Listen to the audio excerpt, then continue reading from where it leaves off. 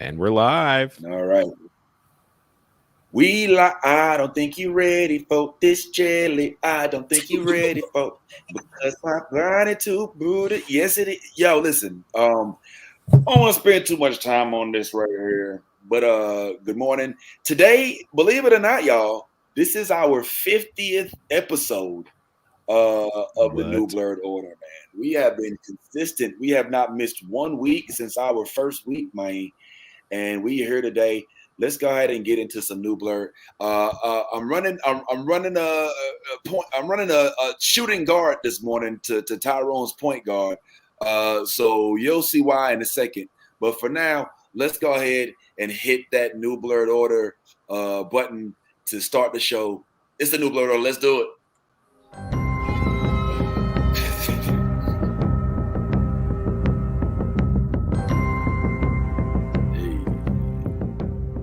That's what's up.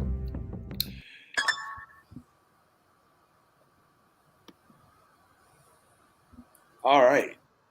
I think it happened. Yep. No, you're good. We got supposedly one screen right now, so yeah, we're good. I'm sorry. I'm gonna spend most of the show just describing things to Vince as though he does not have a computer in front of him. I'm just gonna be like, so what's happening now is. It looked like she had some boobs, like some balls on her boobs, bro. Like she was getting tea dropped on. I'm not gonna lie. Look at that. Like she's tea dropping herself. Yeah. Look at her earrings. What is with earrings?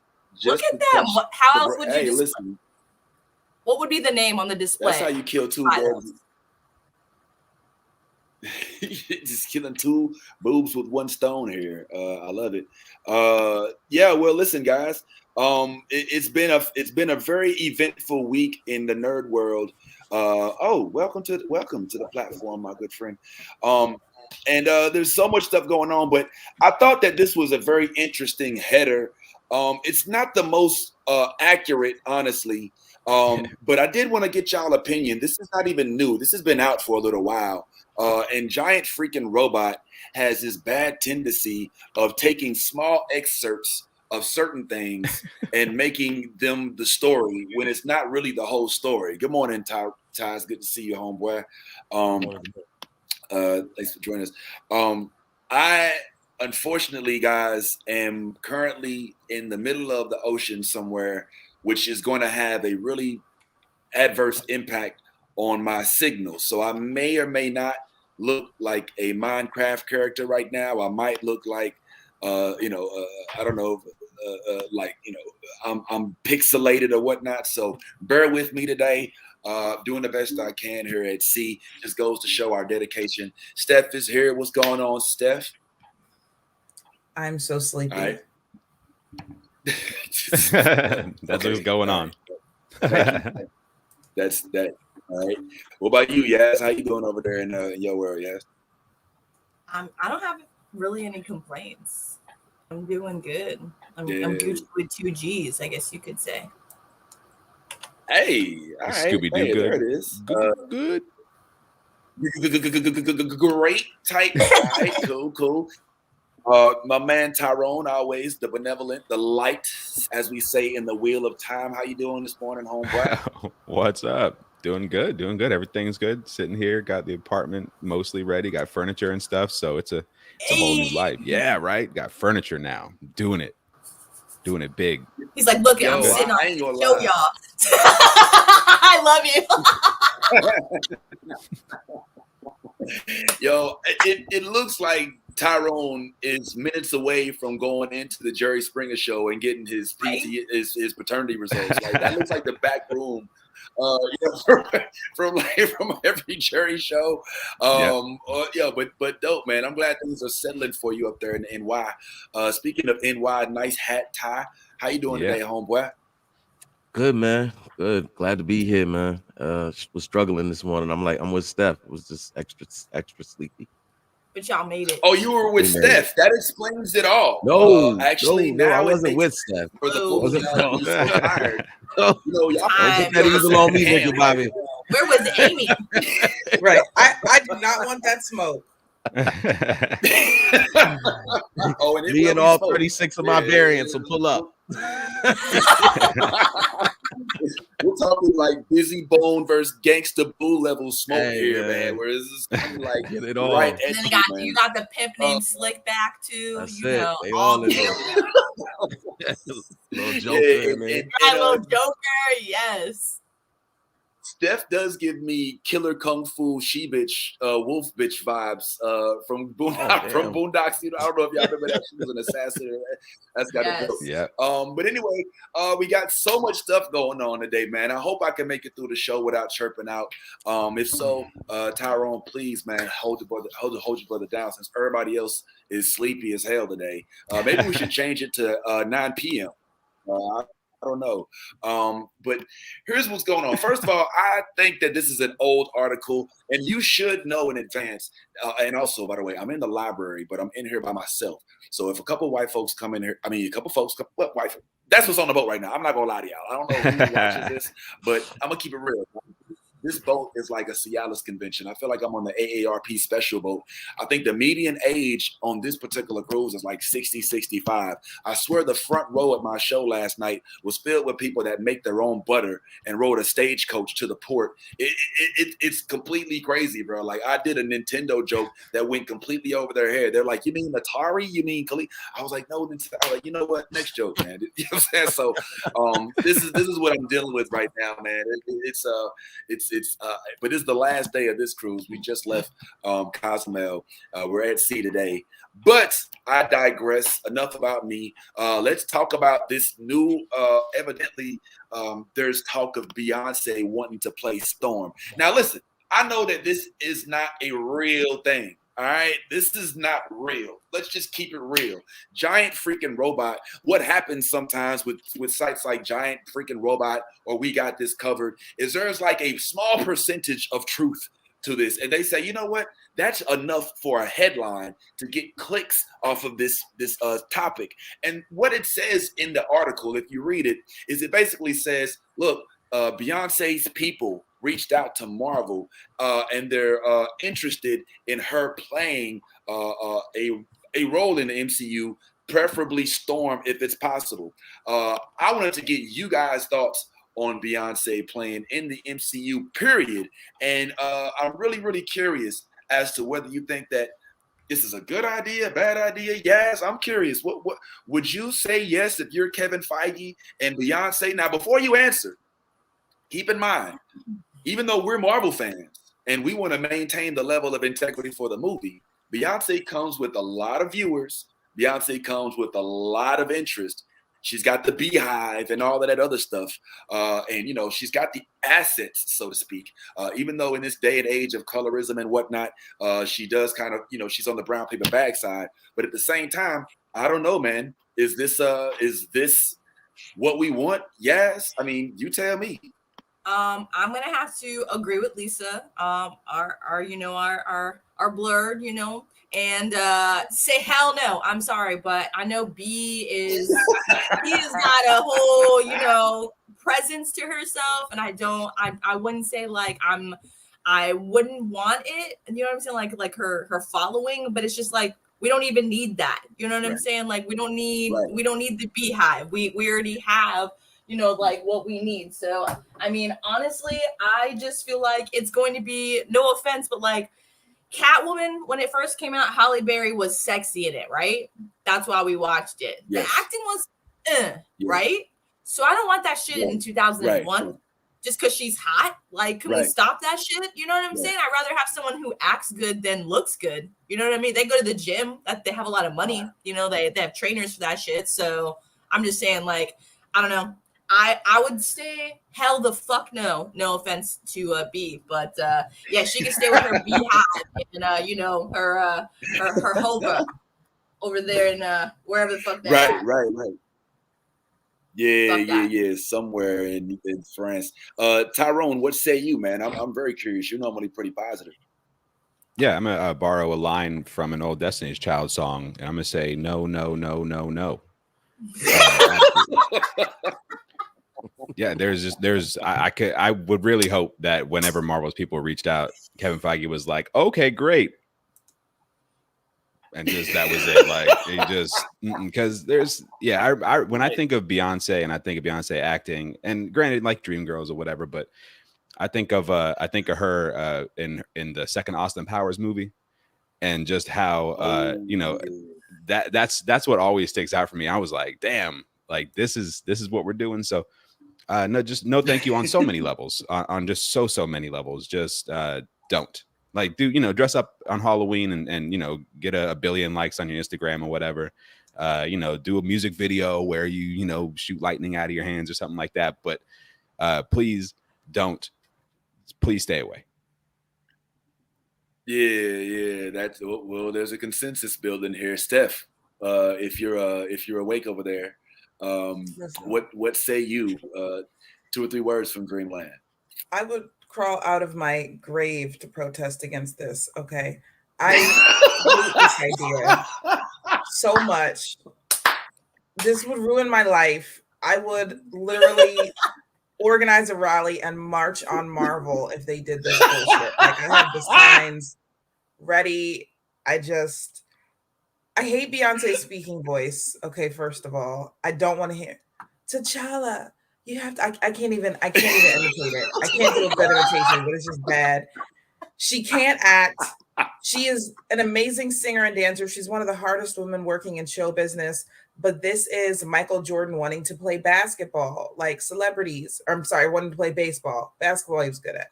It's him wanting to play baseball. I'm tired. You cannot automatically assume that being great at one thing is going to translate to other things. Like being a supermodel doesn't mean you're going to be a good brain surgeon.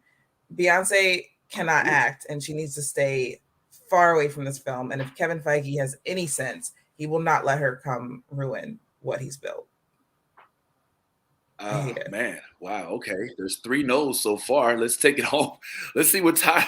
Ty's like, yo, I love it. I want to see Beyonce as Storm. Yeah, I mean, she ain't really that bad. Yeah, I mean, y'all giving her a hard time. Nah, just playing. Ty, what say you, homeboy? I mean, you kind of took the words out of my mouth there, sir. Listen, I'm one of those people that's on the side of B. I'm always for B. Whatever B wants to do, B does, and I'm with it. Listen, I know she's not the greatest actress, but she's iconic. And it's hard to say no to an icon. Like if an icon says they want to, if an icon says they want to do it, just like with Michael Jordan and Stephanie's example. Michael Jordan, we can argue that he wasn't that good, but no team was going to say no to him. Like it's just because it's Michael Jordan. Like you're going to bring the amount of revenue that he brought into the whatever AAA team he played for, and everything like that. It's exposure. Marvel's already kind of built this brand, and at this point, there's been buzzes about Method Man, trying to get into the MCU. I would take Method Man though. I'm glad you mentioned Method Man. I'm glad you said that, because I'm of the strong opinion that Method Man's acting is absolutely terrible. And to see him play anything in the MCU, for you to say you would take Method Man, then you might as well go ahead and package it up and throw Beyonce in there too, because again, Beyonce is iconic. The level of support that she garners from her fans, no matter how trash she may be in the role, they will flood the theaters to go to peek and just to see if she might hum a couple of notes in the movie at some point. So as much as I agree with everyone that she's not a great actress, she's iconic. You just don't. There's no way you can say no to her. You know what I'm saying? You just can't. They're rubbing elbows with the people at Disney. You know what I mean? They probably go out to lunch together. You know what I'm saying? So if somebody in her camp said it, they're probably waiting for B to make a statement. They're like, yeah, all right, we'll keep that in mind. But if she actually came out and said, yeah, I'd love to play Storm, and Like, I think we just found out who Giant Freaking Robot is. Hey, there it is. The whole time he's been right here in front of us. I've been here the whole time. So he's just like, you know what? I'm gonna think of some crazy stuff. Beyonce at Storm. I'm gonna put exclusive in front of it. I'm gonna put it on the internet, and it's happening. We're gonna do this. You know how much hate mail she's gonna get? Let's not do that to that woman. Hate mail. Just like think about it. It's not even that like she's a singer, not an actor. You know what I'm saying? Yeah. Like why would we take someone who's literally for the last 20 fucking years has been singing and put them in a fucking Marvel movie? Why? I mean, I would beg to differ that she is an actress. I mean, she's played in now. Okay, yeah, you're right. She's played in Fighting Temptations. She was okay in that movie. You know what I'm saying? Like, she was okay in that movie. She was beautiful in that movie. Like, her presence was beautiful. Her voice was beautiful. But her acting, it wasn't up to par. I'm sorry. Like, I've seen that movie a bunch of times because I love that movie. And I'm just saying, like, all in all, I don't want to see Beyonce fucking having superpowers and shit. You know what I'm saying? Like, crime fighting in the fucking streets and shit. That's not what I want to see. I want to see her ass on a billboard fucking singing because that's what she does. You know what I'm saying? Method Man, on the other hand, yes, he is known as a rapper. And yes, he is known as an actor because he's been in so many movies that he hasn't been the best in, but he still has that presence, that aura. You're still excited to fucking see him. So that's my quarrel with the whole I'd rather have Method Man than the Beehive any fucking day. No offense to Beyonce again. Yes, just so you know that Method Man hasn't been in more movies than Beyonce. Just FYI. I'm just saying, but he's better at it. That's all right. Real quick story that I was told that Michael Jordan at one point in time was playing at a ballpark near a friend of mine, and back like a long time ago, and he struck out at every at bat. You know what I'm saying? And so after the game, it was notorious that he was known for not signing anything other than baseballs during his baseball career. All right. But my man was like, nah, he went to his car and bought the basketball for him to sign.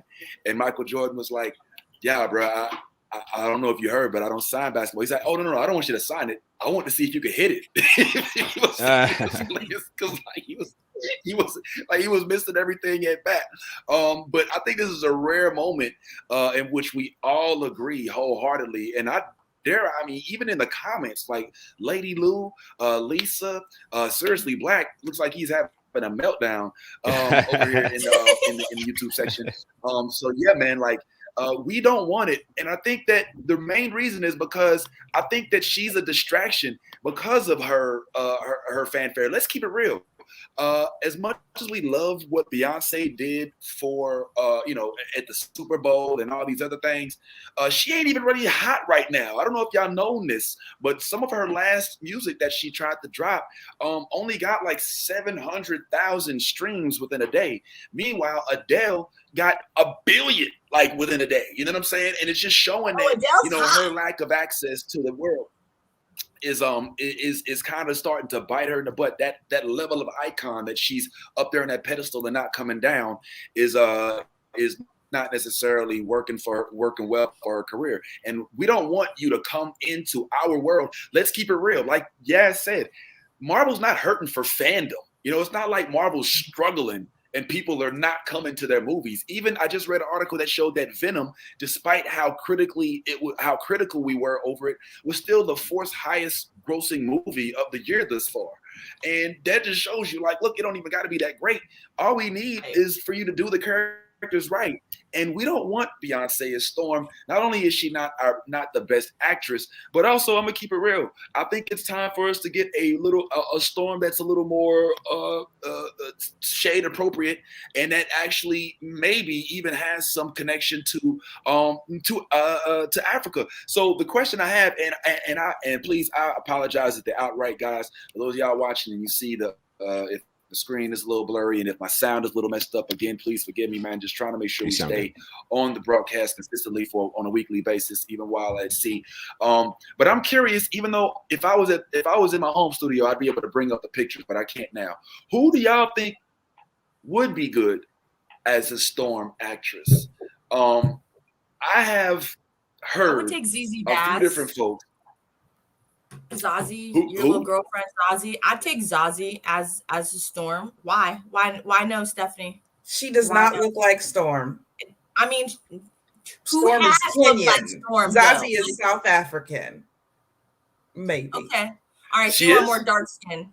Yes. Okay. So I don't know where she's from. I'm I saying take where a she looks like she Koye. could How be about from. that?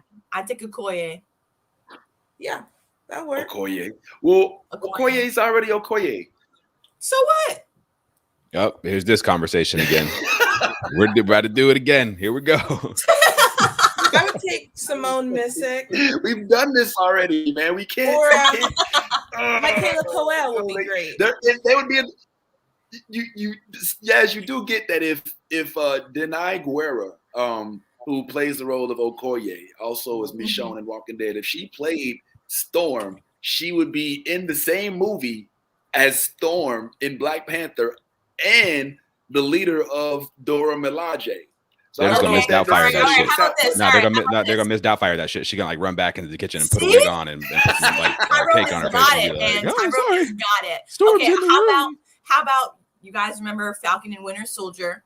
The chick, I can't remember what the fuck her name was. The chick that fucking like handled the captain, the new captain when he put his hand on her shoulder. You know what I'm talking about? She's part of the Mirage. Falls into the same problem though. You don't really see her though. She's not like a prominent fucking character. I don't know. Now she is. Okay. Yeah, we got to go outside of what's already happening and bring in new actors. Or we can get Chris Evans to play Storm.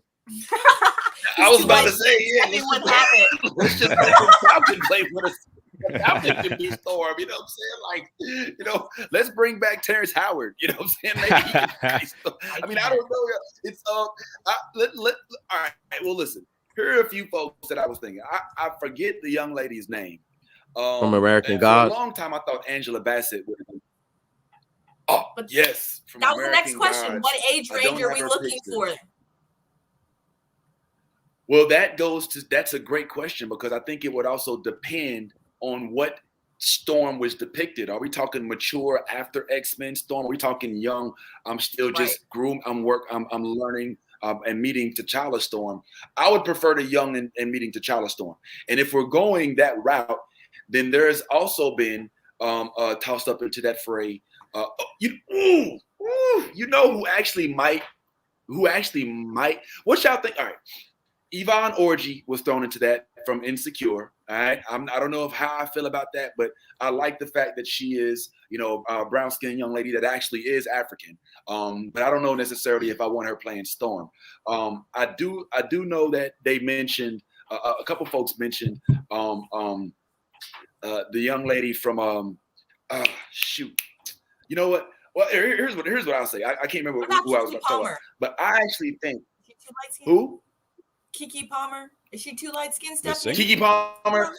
I don't think she's tall enough. I mean, like they shoot from different angles and shit. You know what I mean? They can make you look as big as you want. Yeah. You know what I mean? Like shit. I would like someone statuesque. Okay. I would like someone who can act. Well, they can always put them in here. That's another thing too. Like, I mean, we're talking about just complexions wise, and we're just getting caught up on complexions. But let's actually have somebody who actually has some acting skills to go behind that, because we just complained about Beyonce and her lack thereof of acting skills. So I don't want it to be misconstrued as far as why we're not saying that Beyonce is a good character to be cast at this role. But I think you were on to something, Vince, and the actress that you were referring to is African, Nigerian to be exact, and her name is Yetide Badaki. And I don't know if I pronounced that correctly, but I mean, she's if you look at her, like there's pictures online where you could picture her with white hair, and she would roll it. She would fill out that role very well. And if anybody has seen her before on American Gods, she actually has it all down. Like you really don't. There's really that. I mean, that character that they have her casted as could be Storm. It really could be Storm. What about Salva from the fucking Foundation? No, thank you. She's tall. She's built. Salva. Not the best Foundation. actor. Oh, I like Salvo. her. I don't know about Salvo because Who's the warden? Is that the warden? Yeah, that's the warden. Yeah. Yeah, the warden.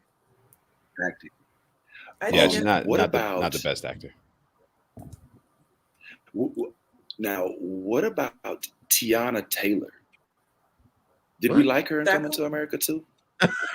I mean, she was able to hold it down. She was quite appealing. She was quite appealing in American. I mean, she was kind of she had like a specific role though. I mean, she was like a robot. You know what I mean? So it wasn't really like yeah. Well, and again, I haven't really seen her in doing too much acting either. Nah, but her body's built. Yeah. Oh yeah. We have no disagreements there. Okay, so wait, I was just looking at this one actress. Let me see if you guys know who I'm talking about. All right, so her name is Lovey Simone. I don't know if I'm saying her last name right. Opong, I think. She was in All Rise. Lovey Simone. The Craft, Orange is the New Black. She was on there. And it says Blue Blood, Social Distance, and Slay in the Spades. I don't know what the fuck any of those are except for Orange is the New Black. Interesting. You know, I really wish we could put the pictures up, man. And I probably will make a video and post and add the pictures to it. So I apologize, guys, again, but we are still here. But I want to just give one more nomination. And I think that this is the one that we may or may not all be able to agree on. Did anybody here see Queen and Slim? Mm-hmm. Yes. No. Yeah. All right. Do you remember the young lady from that movie? All right. Who played opposite Daniel Kaluuya? Mm-hmm. You don't. No, the ladies are giving me the no. The men are giving me the yes. I didn't see it. I didn't see it. No? I know who she is, but I'm not a big fan. Jody something. You're not a fan of her, period, or as Storm? Both. I think she did good. What do you have against what has she done? I haven't seen their name is Queen and Slim, but I know about it and I hate it. And I'm not actually, I can't remember why I don't like this actress. I just know I don't like her. Okay. Yeah. Whoa, you know what? Where I'm from, we call that hating. I don't know. I never met her before, but I hate her. I don't know what it is. I don't know you. I hate your guts. I didn't see the movie. I've heard about it, and I don't like it, and I don't even know. I hate it. No, I hate it. Stephanie's like, now if you excuse me, I gotta go home and put some water on Buck Nasty's mama's dish. Hate. Hate, whole lot of hate going on. I think that she'd be great. I honestly think that she'd be the perfect fit. She's the right shade. She's tall. She doesn't have an American accent, so she actually would sound like Storm. She has a British accent. You know what I'm saying? And Storm, if you're going based off of the X-Men comics or the X-Men, the cartoon animated series, I should call it. She's very majestic, and when she speaks, she brings the wind and she summons the clouds and the thunder. And I feel like she may be one of the few people. I really wish I could pull her up on screen. Here, let me see if I can. I really think that she's one of the few people that may be able to, via her image and via her voice, hold down this part. I don't know if she wants it. I don't know if she would be good at it, but that's where I would cast my lot, somewhere between her and the young lady that I said that are from American Gods. But frankly, I think that she may be a little older, So I think if I had my vote, I would probably go with the young lady whose image I'm still trying to upload. But Wi-Fi. You know, we don't have Spectrum out here in the Caribbean Sea. So you just have to watch the follow-up video, man. That's what that is. But yeah, we'll close this out with Steph. Steph, I know who you don't want, which sounds like almost everybody. But who would you approve of in the role of Storm, other than yourself, of course? Who would probably do very well. That was going to be my next nomination. I was about to say Stephanie Ray for president. Thank you. That's where I was going. I'm tall. I have quite a bit of acting experience. I know the background of the character. I think I'd make a great choice. Kevin Feige, you know. I'm so sorry. Just be a few more minutes. I may not have fan base, but I can certainly act better than she does. But if it's not going to be me, I would approve of Michaela Coel. I think she would be really great. She's a talented actress. She's got the look. She's statuesque. I think she'd be a good choice. Okay. All right. Forgive me. But who did she say? Michaela Coel, I will destroy you. Chewing gum. Destroy you. Yeah, she's she's also a British. She's also, I believe, a British actress. Yeah, she's good, real good. But she is good. And I wouldn't have a problem with her as Storm. She can actually act. Yeah. So yeah, I mean, no, why not? And she's chocolate. Okay. So can I say something that's probably gonna get me canceled? It's extremely misogynist, and it's not for today's sensitive culture. But when I look at you the gonna keep going after that? I'm gonna say it. I'm gonna say it, and I'm gonna try to say it as tactfully as I possibly can. But as great of an actress as she is, you can go ahead and say it, man. I know what you're gonna say, man. Go ahead and say it. Storm is hot. Like,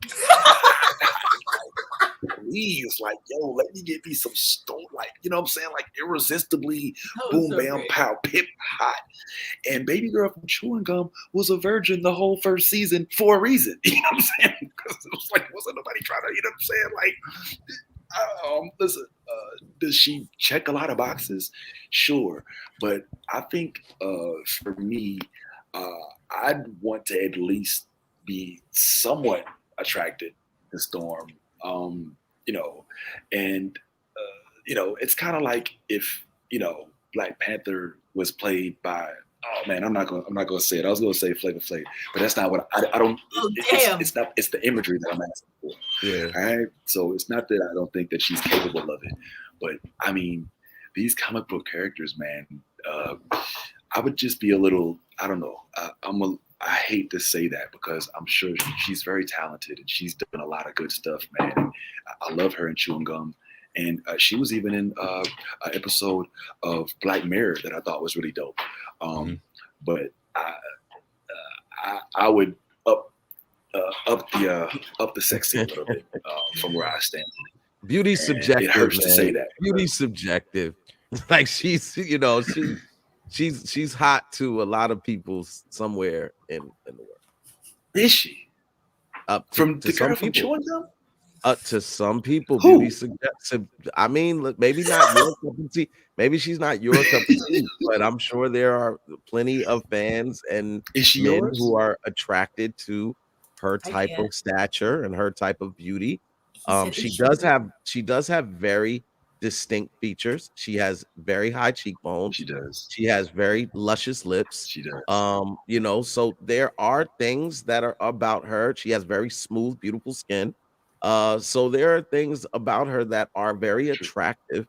It's just that maybe the way you're envisioning Storm doesn't fit her level or stature of beauty. Also, Storm was more voluptuous. Yeah, and Storm was drawn by horny nerds. So we have to remember that when we think about comic book characters, I mean, they're drawn in a way that's not very easy to duplicate on screen for anybody, right? Period.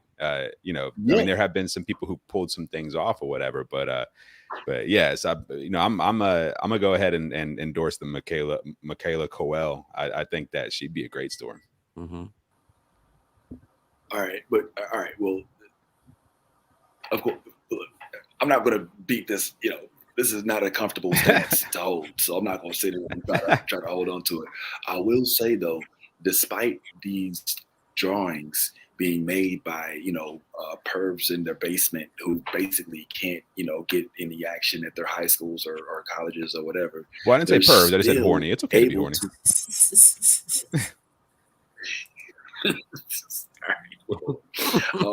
They're still able to fill those roles. Look at the people who ended up playing the characters. All right, let's look.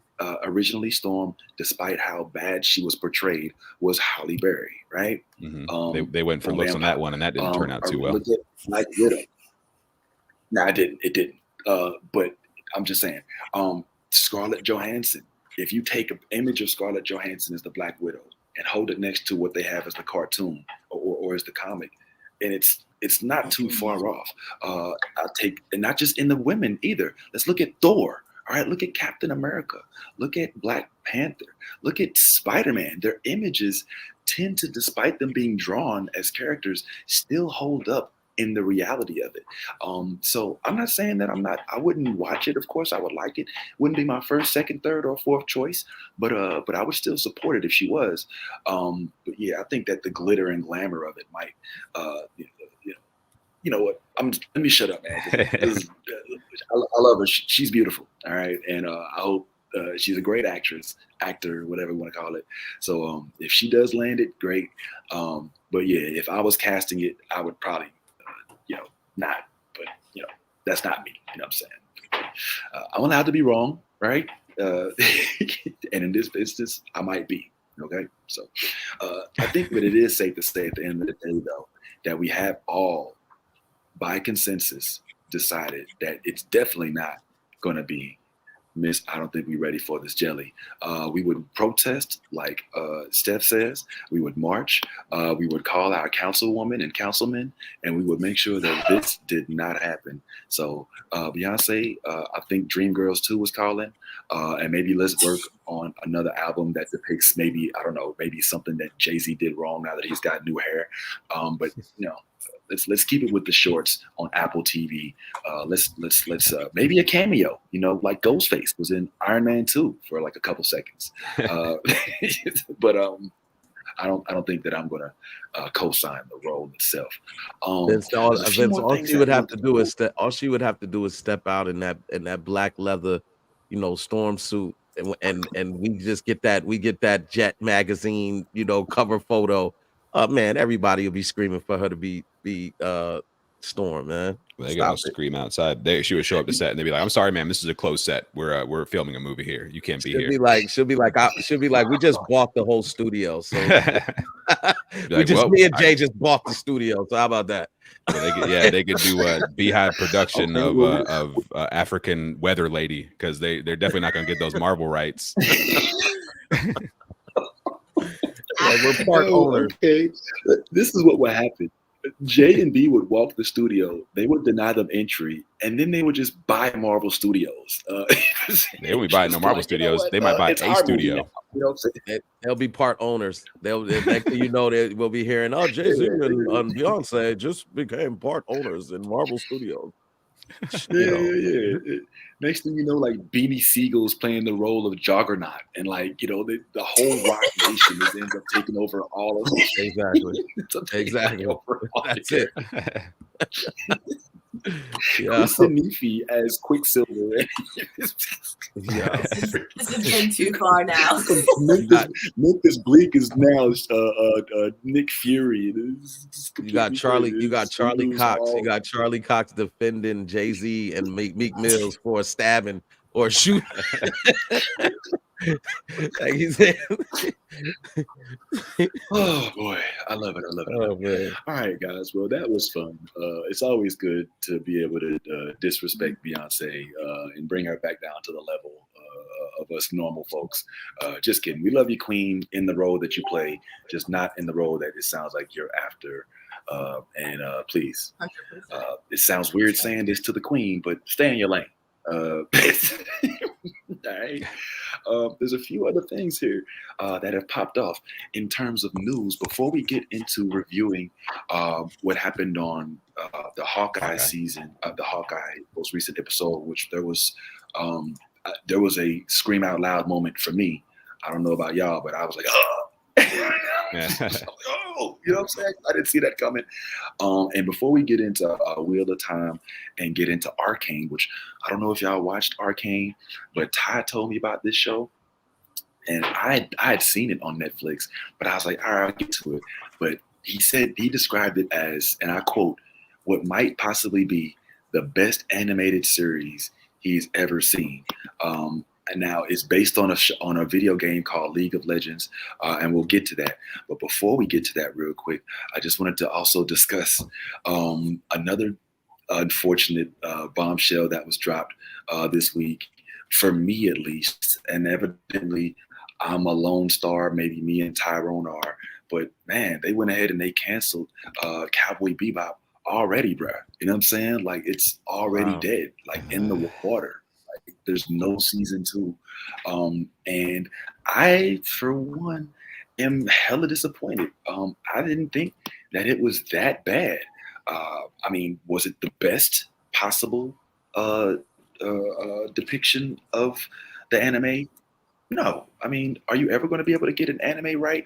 Rarely. I mean, there's very few movies or shows that are able to capture what an anime show has able to put up. However, I thought it was at least true to the form.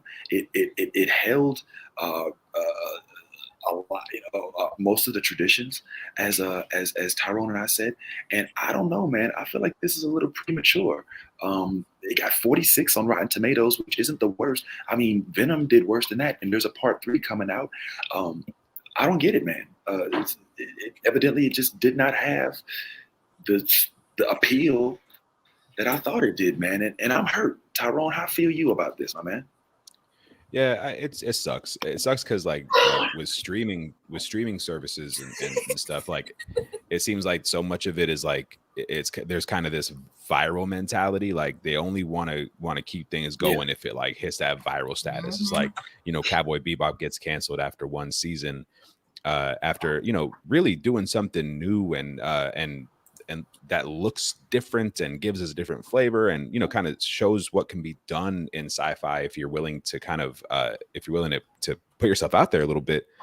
But that gets canceled. But like, we got a Tiger King season 2. You know what I mean? Like, that it's those kinds of things that make me be like, you know what? Maybe it should be the end of the world.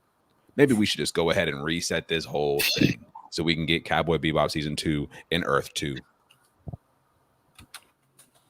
Oh, wow. Well, maybe you might be right. And Tiger King did come out. But I'm just not understanding. I mean, it's one thing to like reduce the budget, it's another thing to like go a different way. Why the full cancellation? I mean, but you know what I think it is ultimately, Ty, and Yaz, you can speak to this too. I think what happens when you deal with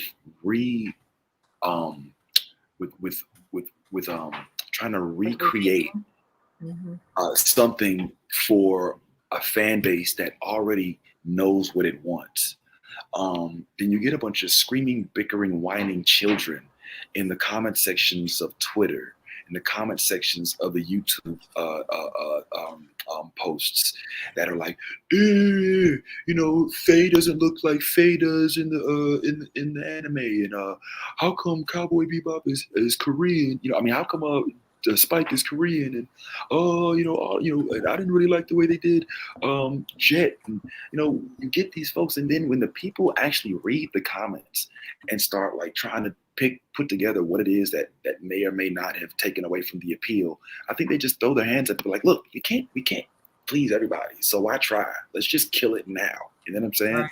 And I feel like this particular show is a victim of internet trolls. I truly believe that. Like, yes, I feel like this show was canceled simply because people in the internet were complaining about it. And I saw them. I mean, there's Facebook forums and other forums that are like, look, man, please stop trying to make anime into movies.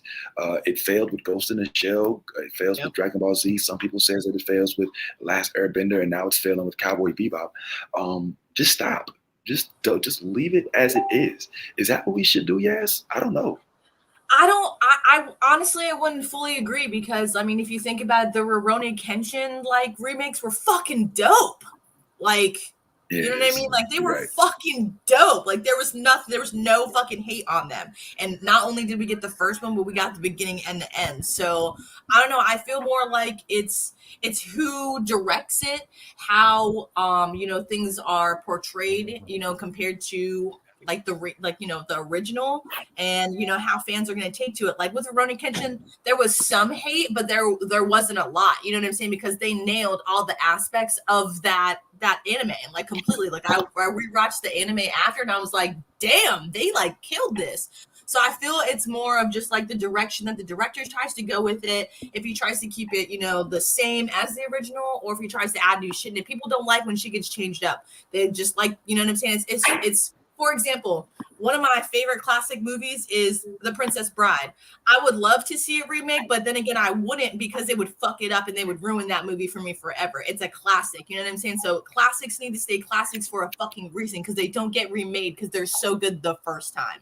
So I feel like that's what's happening with the Cowboy Bebop here, is like they didn't do it justice, and that's why so many people are like, fuck it, get rid of it, like we're done, you know what I'm saying? Like we're just like, there's so much hate because it didn't live up to what everybody's expectation was. And they kind of gave us a lot of hype with it too, like before they showed it, you know what I'm saying? Like they gave us little snippets, and like Netflix pulled a Disney and just didn't do it. Like the delivery just wasn't what we were expecting. They pulled a Marvel, and it just wasn't what they were looking for. So they're like, oh, we're getting rid of this shit. It's done. If you think about it. Yeah. That's a great point. That is a great point, man, because I think one of the things that makes me so sad about this bad tie, is that you can tell that the folks who, I'm trying to Bluetooth this up, because I got a young couple in here that's joined me, and I don't want to, you know, talk too loud and get kicked out. Young, so they're like 63, 64? Or... Yes, actually. And that's why I'm trying to get they hear us? But I think that what makes me sad about this is that you could tell that the directors and the writers tried their hardest to basically do exactly what was in the anime. You know what I'm saying? Like, it was almost identical. If you watched the show as an anime and watched the show as an actual as the remake, and you're like, yo, these shows look almost exactly alike.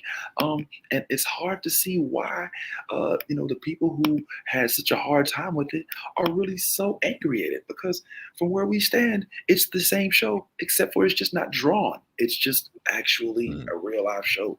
But Ty, I don't think you even had a chance to watch it. Did you, Ty? I haven't finished it, but yeah, I started watching it. I didn't share the same enthusiasm based on the episodes that I saw. Maybe you and Tyrone shared. But one of the things that I have noticed, I've been sitting here looking at the production company that was responsible for making this movie. And it's a British multinational television production company called ITV Studios. Sometimes when you get these production companies that aren't like well known, what they do is they'll sign these deals with these live action, or just movie deals with these writers and everything like that.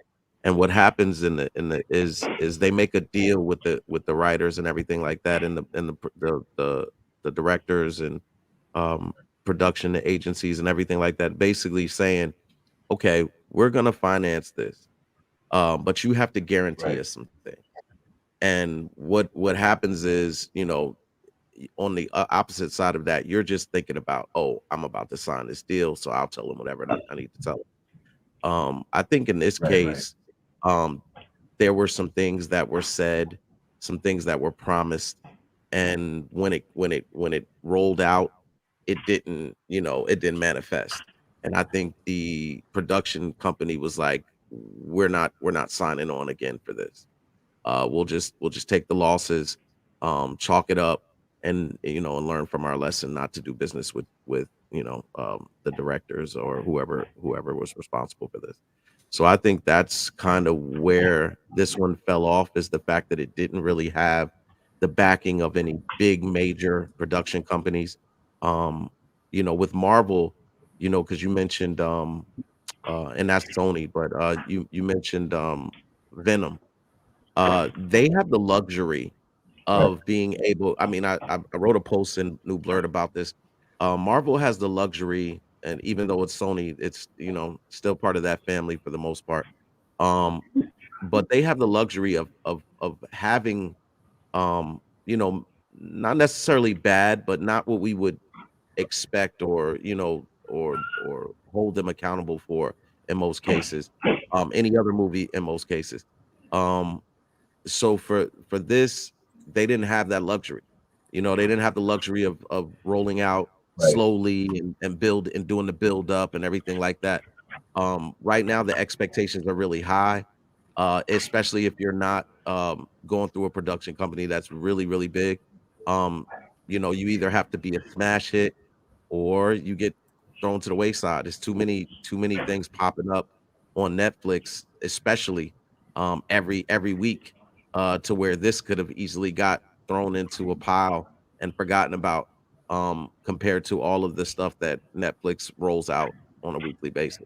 So maybe I'm thinking that's kind of what it was, is that it was just that they rolled out, the timing was off, I just think. So maybe if they would have waited, Mm. it got better. All right. Well, first of all, can you hear me? Can everybody still hear Yeah. me? I don't put the Yeah. headphones on. You can hear me? Okay. Quick story. The young couple walked in, right as Yaz dropped like multiple f bombs, and I had to like hurry because you down. It was like, oh, remember what I told you, like, hey, people, I'm just trying to, Sorry. keep my little job here or whatever. It's okay. Don't. It's all right. It's all right. We're good now. I hear you up here. I hear you up here. But yeah, that's a good point, man. And it really sucks though, because I think what's happening is we're basically um we're kind of at this level where we can't really do any anime adaptations because they're never going to meet the level of expectation of the fan base. Like at this point, I'm ready to say, look, let's just give it up, man. Like if you're a dope anime, then that's what you are, and it won't. I mean, look, that's not the worst thing in the world. You know what I'm saying? I mean, I'd rather it stay good in an anime than get destroyed in the theatrical version. But it's just for those of us that actually did enjoy, like me, I thoroughly enjoyed the live action series. Um, but then again, I'm pretty easy to please when it comes to that too. So maybe I'm not the best barometer to read all. Yeah. Also, like Yeah. Netflix cancels a lot of shows. Mhm. Like Netflix does that. Like it does good shows, bad shows, whatever. They cancel shows all the time. I think they cancel something like 40, almost like 40% of the shows that come out for like a season.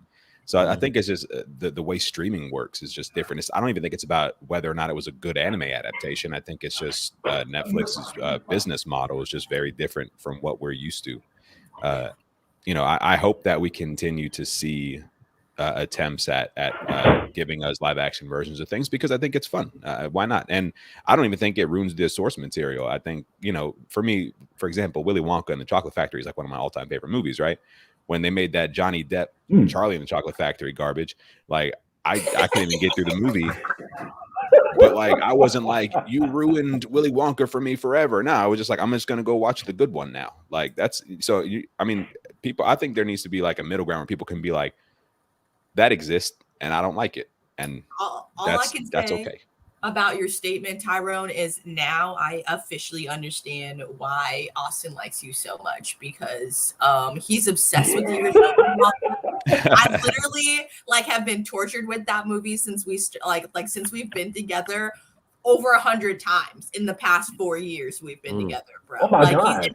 You have no idea. I literally like when it's on, when I see it, it's on a streaming service. I like hurry up and fucking scroll past it quick so he can't see it because I'm like, we gotta watch it, and I'm like, dude, I can't fucking listen to Charlie's mom fucking singing while she's washing her fingers anymore. Like, oh washing my her God. fingers. Yeah, like you know, like she's washing like the clothes over her fingers. I'm just like fucking like wake up, Char, whatever the fuck song is. I'm just like, God, oh my God. But yeah, Well, you're missing a big plot point in the movie because the fingers were actually doing the washing, not getting washed.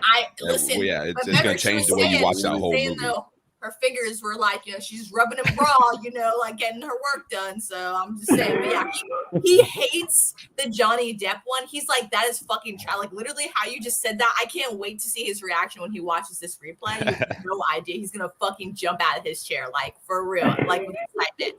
Yes, Tyrone! I can like literally already see it right now. Like, oh my God, you have no idea. You know what? I do not share this enthusiasm that you all have for the Chocolate Factory. Me either.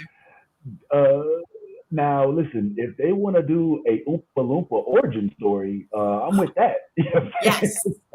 that is fascinating. Like, they're the only people of color in that movie. They're orange. So I think exactly. You know what I'm saying? Yes, I want to hear the where they came original from. Donald Trumps. I don't even know how. If you think about it, like how is his skin orange? We have to find this out. Like it's a medical anomaly, okay? Like we have to know why. Right. Yeah, like did they just cross over from the Wizard of Oz and just like get a tan? And, you know what I'm saying? It just was like, you know what, man, we got a job now. You know what I'm saying? We can't work. How is their hair green? That's my next question. Yeah. They all fell into that same vat Jack Napier fell into in the first Batman. You know what I'm saying? Like they're all little jokers. They're too small to really take seriously. But yeah, man, that's definitely something. Well, we could definitely talk and geek out about Charlie and the Chocolate Factory. Hopefully y'all can still see me. I'm always wondering about that. But that unfortunately is evidently the fate of Cowboy Bebop. A live action development that is not going to make it. Not to be confused with another animated series that we're going to bring up real quick before we start to talk about the episodes of Wheel of Time as well as Hawkeye. I just wanted to take a couple moments, if y'all don't mind, even though you may not have seen it, and just talk about Arcane. If you have not seen Arcane yet, if this is gotta quiet my voice, I'm coming in. It's on the screen. We can see it. Yet to have an opportunity. If you have an opportunity to see it, I don't know if y'all can. Hopefully, y'all can still hear me. Can you still hear me? We can hear you, and we can see Arcane on the screen. Okay, perfect. Thank you for my eyes and ears over there, Tyrone. If you have not had an opportunity to see Arcane yet, if you are a fan of sci-fi, I mean, look, Ty, why don't you tell them what you told me? Like, what is it that drew you into this, man? Because you are the first one. Like, you put me on. Like, you do so many things. Talk about how dope this is, man, or what it is you dig about it. I mean, the question should be, what don't you dig? And my answer would be absolutely nothing. Like I dig everything about this show. I dig the soundtrack. I dig the animation. I dig the fight sequences. I mean, like the character development. There's so many things you can talk about with this series. I made a comment and I said that on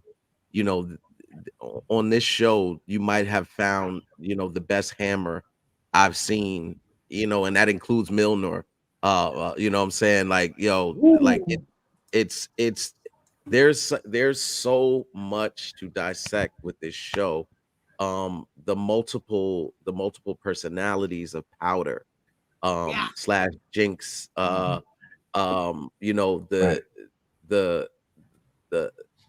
way that Vi translates to the screen, like just her personality, her on-screen personality, her tenacity, you know, as just a strong, fierce woman. There's just so many, the villainry, like, you know me, I'm always like talking about, I wish we could get a real villain in Marvel. Well, damn it, you don't have to go far to find one in Arcane. Like I you know, he's one of the he's Silco, I think is his name. Silco. Yeah. Silco is a villain to the core, to the core of villainry. Like even though he seems to have something that he's trying to accomplish, you never can really tell if he's serious about it or not, or this is just Silco trying to be, you know, take over and be in control. So there's a lot with this show, but I stand by my original statement. This may be the best animated series I've seen thus far, and I've watched a lot of them.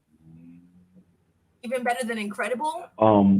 Even better than Hitmonkey? Ooh. Yes. Oh yes. yeah. I say that, and I say that without hesitation.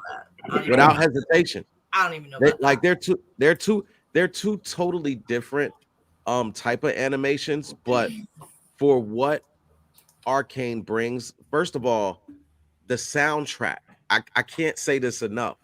The soundtrack of Arcane is, you could literally play the soundtrack alone and not watch one episode and just vibe out to the soundtrack alone.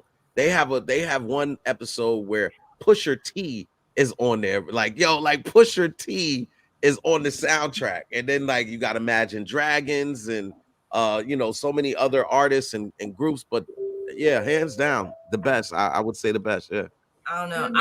I wouldn't say it's the best, only because like some areas, like the first 3 episodes are really dry for me. Like I had to keep rewatching stuff because I would get bored and I would be like, okay, this is boring. And I'm like, but the guys already watched this, so I was watching it. But then after it got to like where it showed them where like they weren't kids anymore, you know what I'm saying? They're now adults. Then it started getting more. Even Austin was like, "Oh, what are you watching?" I was like, "Yeah, it's finally getting good. You didn't want to watch the first 3 fucking episodes. That was 3 hours of my life. I ain't getting back." And he just started laughing. And then we watched like I got up to episode 6, I think. Wow. Did it? Tyrone, Steph, I'm assuming you probably didn't get a chance to watch. Tyrone, I'm assuming maybe you did.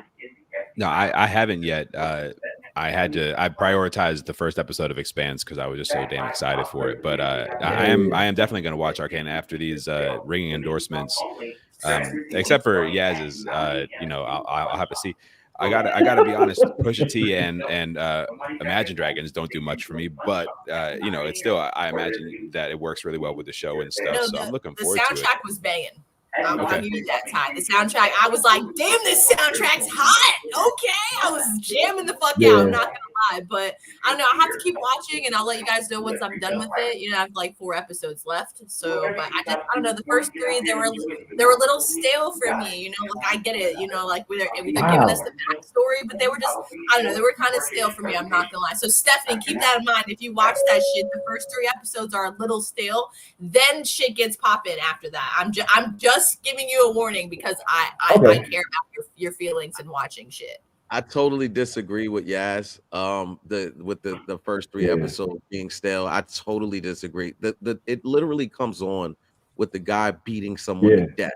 So, like, I mean, it's like, I don't know how stale that is. Some parts, like I said, some parts it gets a little stale. You know what I'm saying? And then, like, you're like, oh, something's happening. Okay, but that was just my take. I'm just forewarning you guys, so that way when Tyrone and Stephanie go into this and they're like, okay, this is kind of boring, but I gotta keep watching past the 3rd one, that they'll at least be excited past the 3rd episode for something. You know what I'm saying? We don't all have the same opinions on shit, so I'm just forewarning the crew and everyone on the panel. That's what Yaz thought. I literally had to keep rewatching it. Like I was like, oh fuck, I missed 20 minutes because I was texting. Like shit. That's how shit went. That sounds more like a Yaz problem than an Arcane problem. Yeah. I picked up my phone. Like my phone wasn't even near me. I went and picked up my phone. That's what it was like a Kiki moment in the movies. Like she picking up her phone because she's kind of bored. You know what I mean? All right. Well, two things. First of all, I love that Ty when he talks about Pusha T, but he uses a hard R and he calls it like Pusher T. You know, like I think that's hilarious for me. But I also think that and yeah, don't come at me for this. I hope I'm not Speak saying freely. anything that sounds. I got you. But I think that when things get a little when the plot line is very I don't want to say complex. Call me dumb, bro. What am I trying to say here? No. Yeah, right for it. That's what I'm talking about. I'm just politely asking you. Yeah, are you calling me dumb? No. I graduated 17. At 17 with honors, okay, bro? Like, stop your shit, man. The fuck? No. I'm not calling you dumb at all. We know that's not the case, yeah. But I think that when Listen, I watched Foundation and I rewatched it, okay? And I told you guys it was a little slow, which it fucking was. Don't say it wasn't because it was fucking slow. It was still good. Yes, it was very intellectual and I had to think about shit. And like maybe I tracked out because of other activities and stuff like that going on. But it's okay. I rewatched it and I agree with you guys. It was a good show. I liked it. I told you guys during the the review that I liked it. But it wasn't because of the whole me not connecting with the intellectual. It's just it just took so long why did it take almost 3 hours to convey the first fucking half of the damn story? We could have done that in less than an hour and a half, bro. Is all I'm fucking saying. It's just one of those moments where I'm like, do I have all this time to watch this build up to get to the important parts? That's just how I felt about it. So you're not a big fan of the slow burn, let's get to it. I get it. They're kids, shit happened. You know what I'm saying? Now that because of that shit, when they're adults, it changed everything, and shit's crazy now because of it. I get it. Can we just get to the fucking part? It didn't take 3 hours for that shit. That's all I'm saying. You're yes, watch this. It's a great show, and I'm looking and I'm like. What's so crazy? What's so crazy is Yaz was big on Invasion, right? And Invasion is one of those shows that literally it moves slow as hell to get to the build up, and it is the epitome of slow build up. But with certain shows, because you were like this when we were watching what was it? Kenshi wrote whatever that Rurouni Kenshin. Yeah, the Rurouni Kenshin. Yeah. You were the same way on that. You were like, oh, it's slow and the subtitles are killing me and then we had trying to say I can't read, bro. Yeah. Did you see that? Yo, so we had to talk you into it. Then you went back and you was like, yo, y'all was right. This is one of those shows it's episodic for a reason. If they wanted to do the whole bash version, they would have just made it a movie and just went that route. But they did it episodic for a reason to give you the build up. And I'm glad that they did because you get to see the dynamics of the relationship between Vi and Powder and how Silco, manipulated Powder and the Jace. You see his struggle to try to get everybody to get back on to using magic and everything like that. They go through that whole scenario. You get to see the way that they live, how the upper class and the lower class. There's so many different things you can dissect from this show that those first 3 episodes are giving you everything you need to get prepared for what's to come. And what's to come from after those 3 episodes that you're referring to that you're saying are boredom is nonstop action. So it's you get nonstop action, nonstop fight scenes. You get nonstop aggressive fight scenes at that slow mode. Zoomed in camera. It was there was so many things that I love about this series. To where I can't wait for season 2. I really am excited for season 2. Yeah. Okay, so can I ask you guys, since you guys love this so much, who was your favorite character? Oh, well, I'm glad you asked. Yes. Because I have to say that of the characters that were in this, I'm not going to say this is my favorite. I do have a favorite character, but I don't know if you've gotten far enough through the series for Like I me to said, I'm on really tell episode you who 6, it so is. And I don't know. I'm about to start 6, so I have 4 technically episodes left. But, Yeah, so yeah, I she think you encountered him. still, She encountered him. She yeah, just doesn't know who he is. she So I know did. who you're talking You about. know what I'm talking about? Okay.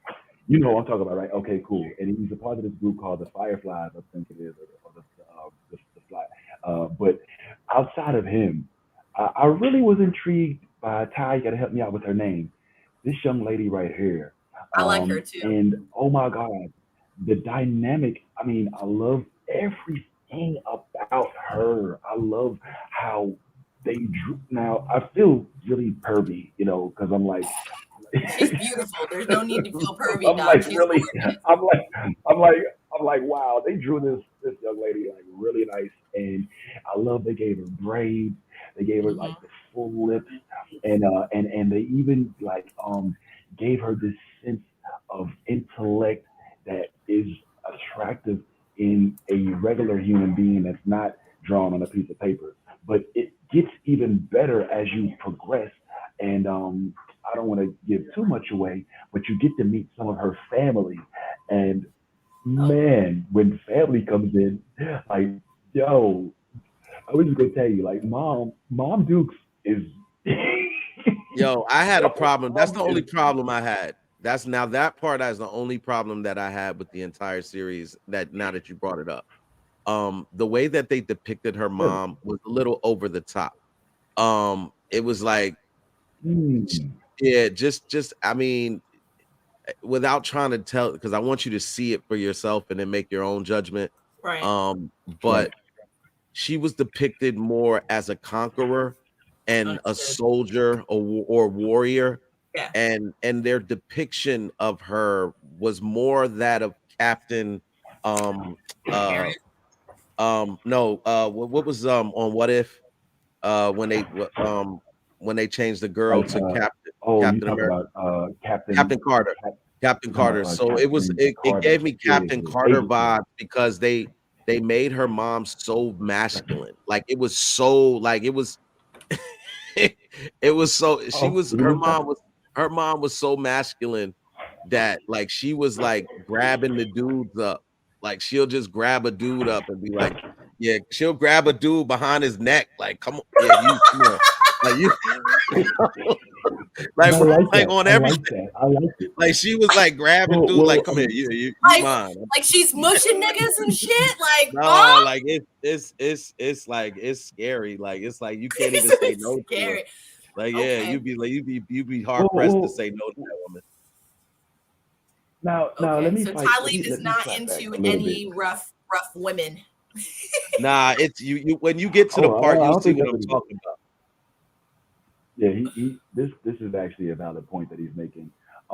Except for the fact that I would argue with your description as of her as being masculine, and I would just say that it was more dominant, less masculine. It was more in charge. It was more because I mean, and hear me out. Actually, you laughing, but I'm saying, listen, like this is what I mean. If you take her like her mom versus her daughter, then I think that the objective of showing her like this was to show why she was exiled and to show why she does not fit in with the rest of the Madarans, because that's the way they are in Noxus, right? Mhm. In the city of Noxus, where they're all like conquerors. And they ain't about that, oh, we want to negotiate stuff.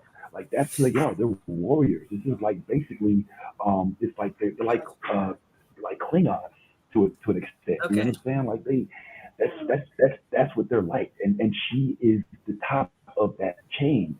So she represents that aspect of life. So I mean, it's easy to put it. I mean, because they did draw her. Like she's got like Yeah, it was huge it was over the veiny top. biceps. She got like 20, she got like Like 28-inch she like grabbed this pythons. little Like, Tim dude and like was like, oh, you're gonna, she was basically like, had her way with him, but I loved it. I loved that. I don't know why. I thought it was because it's unique. Like you're used to seeing, you know what I'm saying, black women portrayed in roles where they're somehow feeble, they're somehow beholden, they're somehow Do you know? you know what I'm saying? Do you know who you're reminding me of right now? Like just by your descriptions of women, like in like movies that I've seen. Do you know who you're reminding me of right now? Have you guys seen that movie Matilda? It's really old. It's like, you know, like a 90s movie. The little girl who can control. Y'all know what the fuck I'm talking about. Okay, classic for us, us The kids. original Okay. 11. Yeah, So yeah, the yeah. fucking principal, remember? Principal Huxtable or whatever the fuck that bitch when she's like Yeah, launching yeah, kids yeah. and fucking taking the giant ball and like Trench fucking ball. pole voting that shit and fucking like she's like that's what I'm thinking of when I'm thinking of this woman's mom right now. Like that's who y'all got me thinking of, like Principal Huxtable, like straight up, you know, like just mush, like eat that cake. You know what I'm saying? Like take Principal Huxtable and times her by 10. Times her by 10, and then that's what you get with the mom. Because her mom is like, it's just for me, it's the depiction. It's just it's the depiction because you could have shown her as a conqueror. You could have shown her as a conqueror and just a very forceful or evil or whatever you want to call it. You could have showed her in a different way. The way they just went over the top as far as like the almost depicting her, like even when it came to the men were so in stature, were so much smaller than her. Like she towered over the men that she was dealing with. Like she would like that's a huge bitch kind of shit. Like not like it wasn't just huge. It was the way it was like it was almost borderline like what is like rape. Like the dudes were like you could tell they wanted to they were crying out with their eyes. They were like, help me, please. And it was like nobody would help them. Like it was like, yo, just do what I say. You know what I mean? Like, yeah, it was bad. So you're talking about don't you think no, go ahead, Vince. Go ahead, yeah. No, go ahead. Well, I was just gonna say, don't you think that I mean everything else in the story you've acclaimed. And this is the only thing that you have an issue with. Don't you think that the writers of this show knew what they were doing and were trying to establish a narrative by making her so powerful, so overwhelming? You call it over the top. I call it extremely definitive. Like they're making sure that it is not lost on you that this chick is out of line. She is not meant to be a likable character. She is not here for you to like her. She's here to get what she wants, and she ain't taking nothing else other than what it is that she wants for an answer. And that's why she doesn't fit in with. That's why her daughter. And I think that they've achieved their goal with you, which is to make her less appealing. And that's what she's supposed to be. She's not one of the many likable characters on the cast of characters. Don't you think that's kind of like what is it that they're trying to do there, or am I tripping? Well, I mean, for me as a black man, and to see black women on screen, whether it be in animation or in live action, I don't want our black women depicted as these monstrosities because like I said, it was over the top. Like when you have a woman with 28-inch pythons looking like Hulk Hogan, you know what I'm saying? Just to show that she's powerful, but yet you have other women on this show like Vi, for instance. Vi is extremely powerful, doesn't play no games, kicks ass and all of that, but she has a level of sexiness and sex appeal about herself.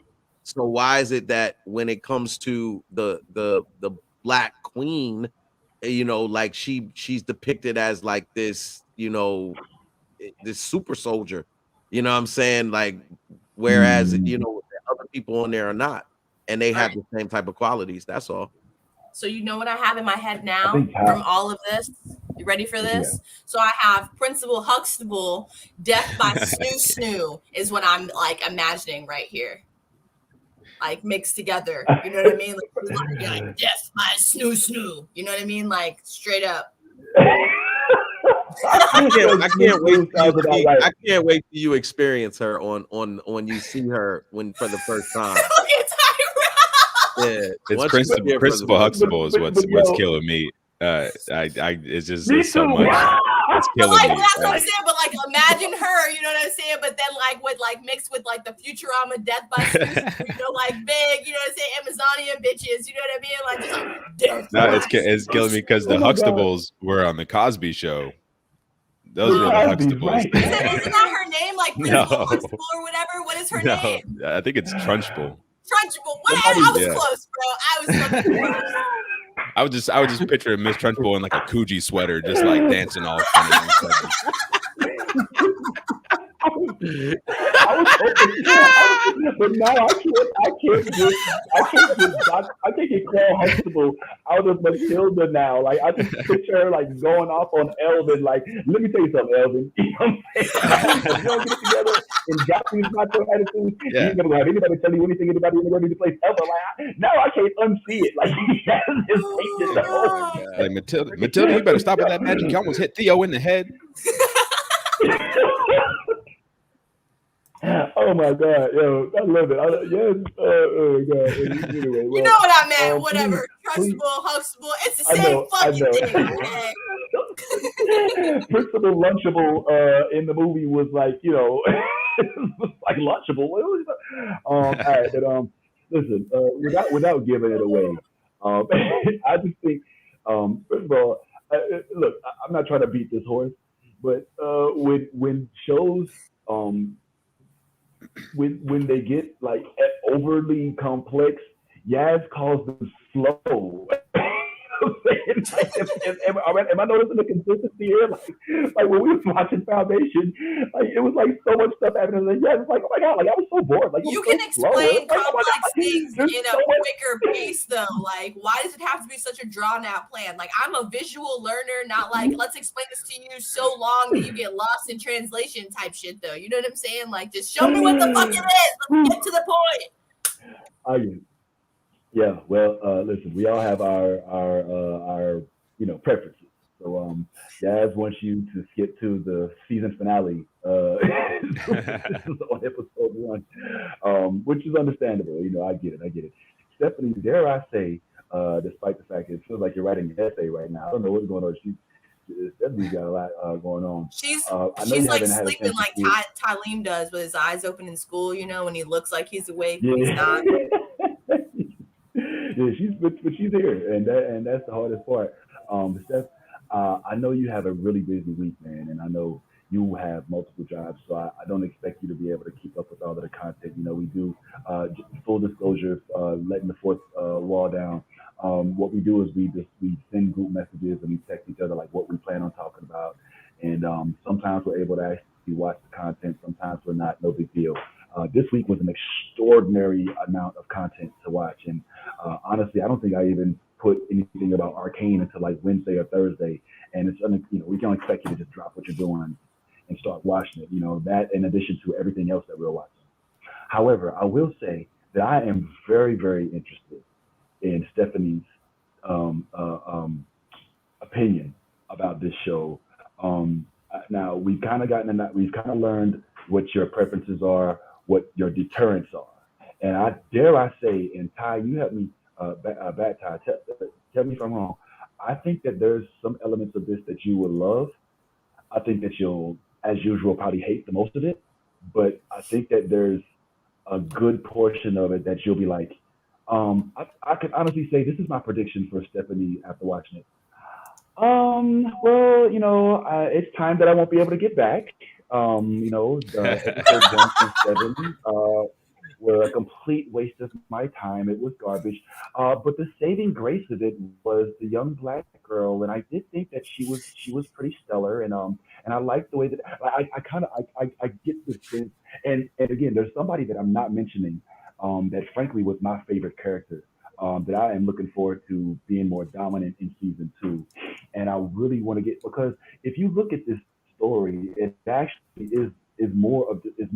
First of all, I didn't watch League of Legends. I didn't play League of Legends. It's based on a video game. This is one of the few successful video game conversions, in my opinion. Yes.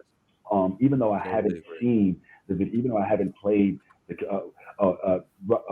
Minnie wants to know why Steph's so quiet. Stephanie didn't go to sleep last night. That's what she's basically trying to say. She took a 1 hour nap, but she was like, no, I'm still dedicated. I'm going to show up and put my face on cam. I am present in physical form, but my mind is still on my mattress, and that's cool. You know what I'm saying? She look. But at the end of the day, I want you to know a couple things about the story Arcane. Arcane is not just a story about two sisters, which at first, if you watch it at first glance, it seems like it's about two sisters. It's also the story about a class system versus another class system. Okay, if you remember in the Foundation, there was this whole notion of there being, like the Cleons and everybody that's above ground versus what goes on underground, and this is somewhat similar to that. There's a lower class called the Undercity, in which folks live. It's so bad in the Undercity that if you come from the above ground, you have it's a completely different air. Like they wear gas masks when they go down to the Undercity because it's so polluted, or they're not even used to that air. And there's so many different things. It's not only multicultural in the sense of race, but there's multiple species. Like I don't even know what the dude, the professor. I don't know what he is. He looks like Mr. Peanut meets Yosemite Sam. I don't know. It's the whole thing. He's he's like Baby Yoda. Yeah, he actually does kind of look like a gremlin with a mustache. You know what I'm saying? So there's a lot of subtext in this. And one of the things that I thought was honestly the most masterfully done that weirded me in, and I think this is where Yasmin has started to kind of get into it, is the dynamic between the two sisters. Well, we called her Powder, but she ends up turning it, going a whole other way. And Vi, excuse me, which I also love the fact that her name is Vi, and on her face is the Roman numeral 6, which looks like Vi. It's short for Violet. It's so dope. So dare I say that I'm very fascinated with what you may think of it. Take as long as you like, of course. Get back to us maybe in 2022. Let us know if you took a peep at it. But I'm very intrigued and interested in what your feedback is going to be. So having said that, let's keep these topics rolling. The next thing on the docket, we're finally getting to some of the shows that we watch on a weekly basis. And dare I say, this week on the man, there's so many Disney shows I lose track on Hawkeye. This week on Hawkeye, I thought this episode was fairly decent. But I think that the big thing about this episode, first of all, hopefully everybody had a chance to at least check this episode out. I mean, so I don't spoil it, but it's been since Wednesday, so we're going to talk about it if you haven't seen it. There's a big surprise in this week's episode. If you're a fan of the MCU, then you may have noticed that the main big reveal at the end of this episode was that our very own Yelena did end up joining the cast at the end of it. And we actually I didn't see that coming. I don't know if it was obvious, but frankly, I thought that it was a pleasant surprise because this basically, it picks up where the Black Widow movie left off at the end credit scene, where Elaine Venice, as I like to call her, tells Yelena that that Scarlett Johansson, well, Black Widow, was killed by none other than Clint Barton, aka Hawkeye. So here she is showing up in a Disney Plus show. Tyrone, I'm assuming that made you just as excited as it made me. I personally am now curious as to whether or not we're looking at Yelena coming into the Disney Plus franchise and being kind of like what Rosario Dawson was in the Netflix franchises, just showing up in different shows. But what were y'all thoughts, man? Just real quick, man. Tyrone, if you could lead us off, your thoughts about the episode and the appearance of Yelena. Yeah, I'm actually pretty impressed that they were able to pull off the surprise, because we kind of knew that she was, like, we all thought that she was going to show up in Hawkeye because of how they set it up in that end credit scene. But they still managed to make it a surprise. I was like, who is this that they're fighting on the roof? I was like, I can't wait to see who this is. And then it was her. I was like, oh, of course it's her. Like, that makes so much sense. But still, it caught me off guard. I was so impressed by that. The whole episode, just another really strong episode. The show itself is just so good. I expected it to be good, but again, it's another one of these things where I'm impressed by how good these things are. More emotional range from Jeremy Renner than we've seen in the MCU, without a doubt. His bond and his relationship with Kate Bishop is really, really cool. I'm liking what I'm seeing there. We got a couple times. It was like, oh wow, she's she might die. Like, a couple times Kate Bishop was in a situation where she could have died, and he was like, nope, can't have this. And that whole storyline, the way her mother basically asked him to, like, don't get my daughter killed, and he was like, all right, I got you. But but then here she is, like, doing everything she possibly can to get messed up. So overall, it was just a great episode. Love the surprise at the end. Episode 5 on these Marvel shows has historically been, a pretty big episode. Like, right before that last episode, they really turned the heat up. So I'm so ready to see what happens on Wednesday. Couldn't be happier with it. It's been great. Yeah. Tylene, you feel the same way? Absolutely. I can't say it enough. What Marvel's doing to kind of shed light and get us to kind of pay more attention to the what I would call the B team with Clint and Black Widow and now the Black Widow assassins and everything like that, to kind of get us interested in those without powers. You know what I mean? Like that for me, with Clint, like I totally agree with Tyrone. They are dead set on tapping into the emotional side of Clint, because Clint has been so closed off. It's been itself, what I'm saying? It's just been, and pretty much. Go sit down. I will go sit down. Okay, where's mommy? Oh, I know that. No. I know how that. Hey! Close my door. Uh-oh. It was a Stringer Bell moment. Hey, yo, close that door real quick. To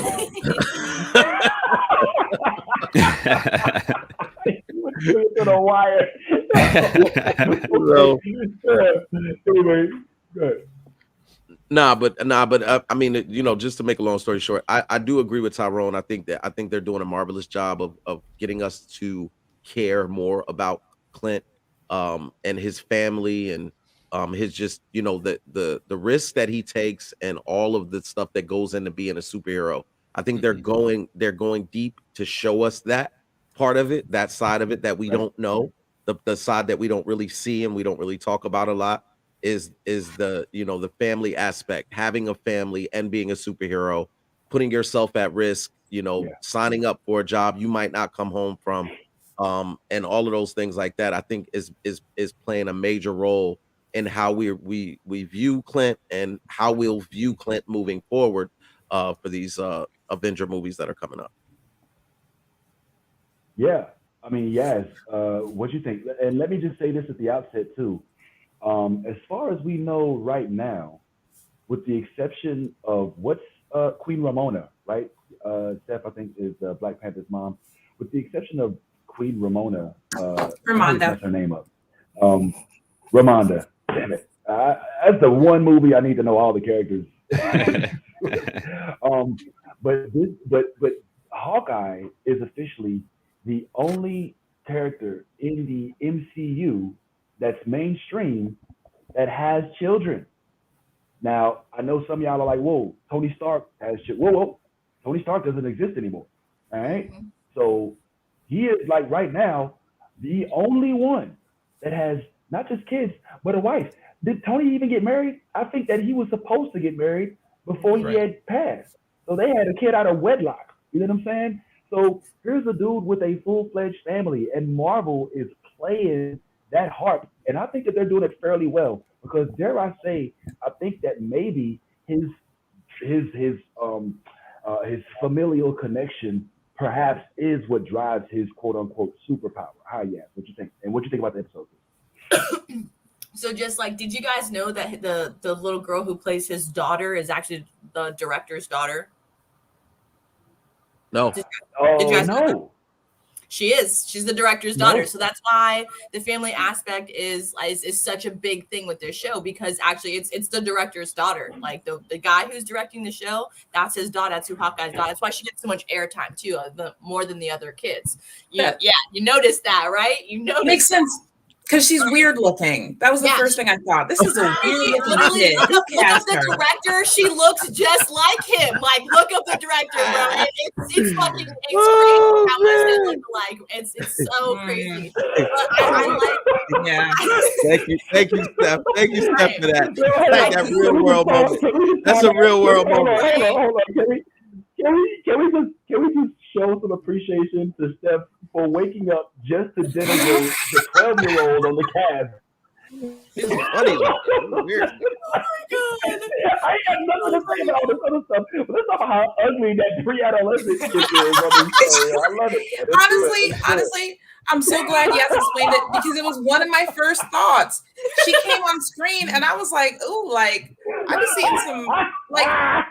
I was like, this is a weird looking teenager. Like, how did they choose her? And it makes sense.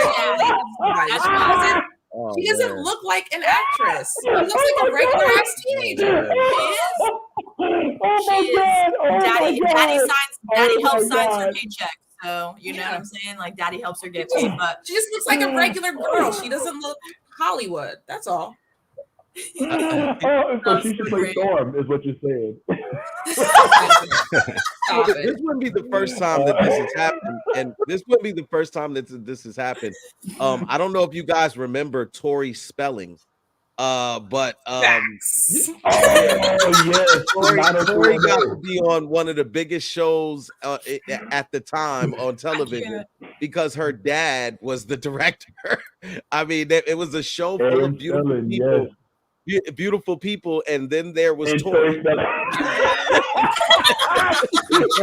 like how does she fit in? Like, we'll find a role for her. She's the director's daughter. We'll make her the stud's girlfriend. Like, we'll do that. Yeah, like that's what we'll do. She literally.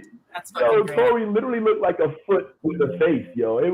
I didn't watch that show, but I've seen her, bro, and it was always baffling. And she was cocky with it too, but on to the story. But anyway, all right. So like I was saying, so on the Hawkeye show, I really dig the family aspect. I really like how his wife has actually turned into like his right hand man when he's like looking for stuff. I like that part that she's so like integrated into like knowing what's going on and how helping him like with this whole case with Kate and everything. So I'm loving this family dynamic and how Kate is finally getting that dad time too, because her dad died. So she's kind of getting that dad time right now that she didn't really ever get. And she's also kind of helping Clint, like in his time, I thought that whole like phone situation when his son called and he lost his hearing aid, that was a really like touching moment. And I was like, damn, you know what I'm saying? Like she helped him communicate with his kids, and like she doesn't even have a dad to communicate with like that anymore. You know what I'm saying? So like that was just like it's really heartfelt. I think that like they did a lot of thought process when they decided to make this series, and they wanted it's family orientated, but it's superhero family oriented. Like you were saying, like Clint's the only superhero that has kids that right now, you know what I'm saying, technically like in the MCU, like you're so right. And I like how they're, you know, throwing the kids in there and they're like, okay, we get it, Dad. You're not going to be home for Christmas. It's okay. You know what I'm saying? Like, it's just those little tidbits that they throw into it, you know, it makes it all just like that much better. And our boy Carlos Navarro is on the fucking payroll. It makes it even fucking sweeter because he's the coolest dude ever. So, I mean, I love Tracksuit Mafia. No lie, I don't even like the fucking color red, and I gotta get a red tracksuit and like put his face on it and just like, you know, just rock it. You know what I'm saying? Just because like I know him. So I'm loving this show. I love the bad guys. I love the twist.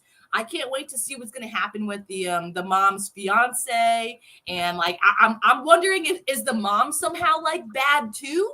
You know what I'm saying? Like there's a lot of unanswered with this, and I'm really curious, like, is Uncle Kingpin gonna show up? You know what I mean? Like I have so many questions. Like so I don't know, this show it's leaving me with so many wanted things. Like I'm curious to see what's gonna happen. Echo is fucking boss, okay? And the fact that they threw in that fight scene at the end with Yelena, holy shit, that was epic. And I can't wait to see her become the new Widow.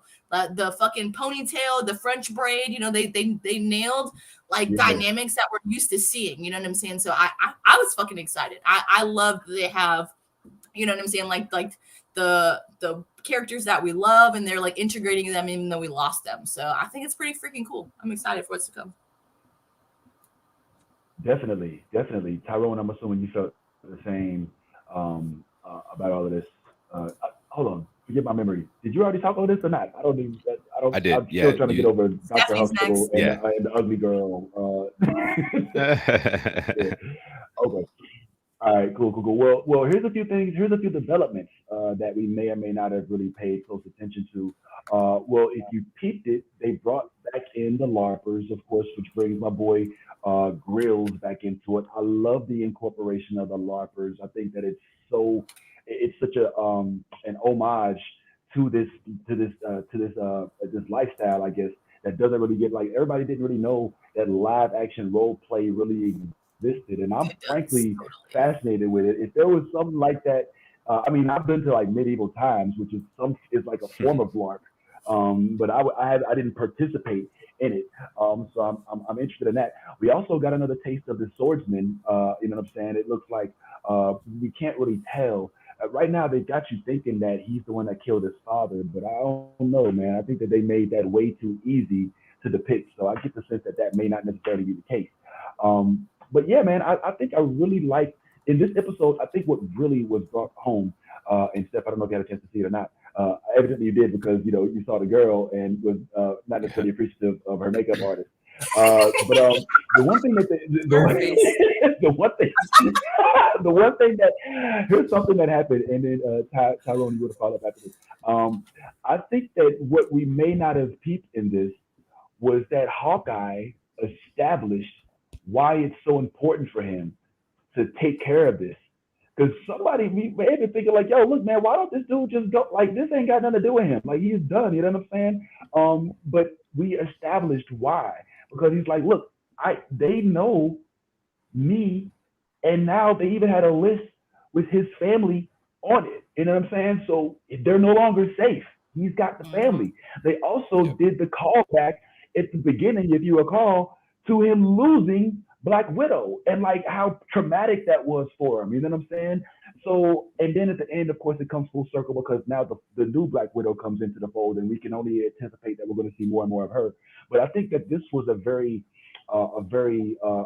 character arc driven episode in which we were meant to be a little more empathetic to the plight of Hawkeye himself. Whereas before, he's just basically the Arrow. You know what I'm saying? He's basically Robin Hood. You know what I'm saying? Now he's like, all right, we get it, man. You're protecting your family. You lost your hearing and your best friend. And you know what I'm saying? Here you are trying to mentor a chick, which frankly, I'm glad that they had that father-daughter moment, because like I told before, I thought it was a little creepy that, you know, here's a grown man, you know, running around. I know she's 22 and all of that, but it's, I don't know, there's still like a little, you know, there's still a hint of like, you know what I'm saying? It's still a little weird, but I'm glad that they're playing it as best as they can. Hi, Tyrone. And what was you going to say? Yeah, no, I like the relationship. I think that they've done a really good job of not making it into anything weird. I think any weirdness that somebody, not naming any names, but any weirdness that somebody might think might just be like, you know, if I were Clint and Kate rolled up to my house and was like, I'm 22, then, you know, I might, you know, so not naming any names, Vince, but like, you know, I just want to make sure that, that I don't know if that's coming from the show is what I'm saying. No, but it's great. Now, what you're talking about was right. And I'm also really like little things that could possibly show up. Like Ty, I remember at the beginning when this show first was about to drop, you talked about wanting to see more Ronin, and now he has the suit and the sword. Right. And I'm wondering if we're going to start to see, you know, we're going to see Ronin come back, because he's like, hey, I got a Black Widow assassin after me now. This got really serious real quick. So he might have to be, you know, the most serious version of himself, and really, you know, be ready to do stuff that he doesn't want to do again. Because he didn't say, you know, his time as Ronin was over. You know, he said he's tied to me. You know, this is something that he owns. You know, and he sees it as a means to an end. So I'm wondering if we're going to see more Ronin. Yeah, I can't wait to see how this thing develops. I think one thing that the show has done, I imagine on purpose, because Marvel's very calculated with what they do, but it might just be sort of a side effect of what things, you know, of what happens. But they're managing to show differences in like power level and experience. You know what I mean? Like Kate Bishop is a very talented archer. She's a very talented martial artist. She's, you know, she's better at those things than your average person by far. But compared to Clint, like, you know, I mean, he's, you know, when it comes to him shooting arrows and when it comes to his fighting and stuff like that, like he is so far ahead of her because of his experience and because of, you know, the training that he's had and stuff. So, and then, you know, you put him up against somebody like Iron Man or somebody like Thor, and you start to see the discrepancies in power. So I'm really enjoying how we get more and more separated, you know, throughout the Marvel universe, and they're really kind of showing us the differences in power between people. But yeah, it's so many things that are happening in this show. I wish there were 12 episodes, not just 6. Like, I'm like, I can't believe we're about to be done with this in just 2 weeks. What's up, Ty? Wow. I was just gonna say to Tyrone's point, what Marvel is showing us is that Clint is so much more than his bow. Like he literally took a ornament off of a tree and flicked it with precise aim in order, and like that was very telling of the skills that he possesses, because we for so long looked at Hawkeye as the guy with the bow. Like that's about as far as we go. You was the guy with the bow with the nice arrows. You know what I'm saying? Like your arrows was tricky. You know what I'm saying? But now we're realizing hand to hand, Clint is nothing to play with. Like he doesn't need a bow. He's a lot like Bullseye, and you know what I'm saying, in the way that I'm just gonna hit you with whatever I got. I could get a straw off of a broom and flick it and somehow shoot it in a way that it can kill you. And that's and he's talked about, I'm a weapon. Like that's all I know how to be is a weapon. I'm a weapon, not I need a weapon. I'm the weapon. So it's like this all of this stuff that we're finding out about Clint is to make us love him more. I am still on the fence about the swordsman. You know, like I don't know what they're doing. Like I heard Sirius Black in the comment section last week say that he at some point, you know, becomes an Avenger. I think he said something like that. Known as one of the worst Avengers. Yeah, as one of the worst Avengers. So at some point he becomes somewhat of a good guy. So like the way that they're giving him to us is, at moments you think he's sinister, but then you have these very lighthearted moments where he's just trying to be funny, almost to the point where Kate at one moment actually starts liking him. You can see she started to like him. She's like, he's funny and he makes my mom smile. And maybe I'm just being a little too hard on him. So you're getting these moments where you don't know which way I should think about it, because then right after that you get Clint telling her, you know, who had the, you know, He's the CEO of who was some. behind the who was behind the thing, and he's owns the or is the head of the company that did it. Yeah, so he's the CEO. Yeah. So you see these moments and you're like, okay, villain or not villain, not villain, or what do we got? What do we got here? What are we doing? So that's interesting to see too, how that's all gonna play out, if we're actually gonna see him in action now that Clint has the sword, and what's that all about? And also to bring home Ty's the point that Ty made when Clint talked about being a weapon and stuff. This whole series is based off of the comic series called My Life as a Weapon.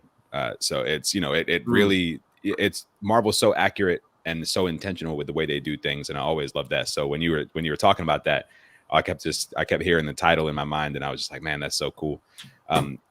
One of the things that I've noticed over the last couple weeks is whenever they make a reference to the Kingpin or Wilson Fisk, whenever they reference him or kind of allude to him, they do so a lot like they would in the first couple episodes of the Daredevil series, where it was like they're not calling him Fisk, they're not calling him Kingpin, they're very much like, hey, the big guy or uncle, or the main, they're really setting up this idea that he is running shit. Right. And I'm thinking that this is Marvel and MCU like really building up the version of Kingpin that that was used so well in comics and in animated series and stuff, that is just pulling strings and has real like super villains under him working for him and stuff. I mean, just I can't wait to see how far they get into Kingpin, because so far they're doing such a good job of creating this kind of aura of mystery around him, but also making it very clear that he is an extremely powerful person. Where are we at in the timeline? Yeah. Like where are we?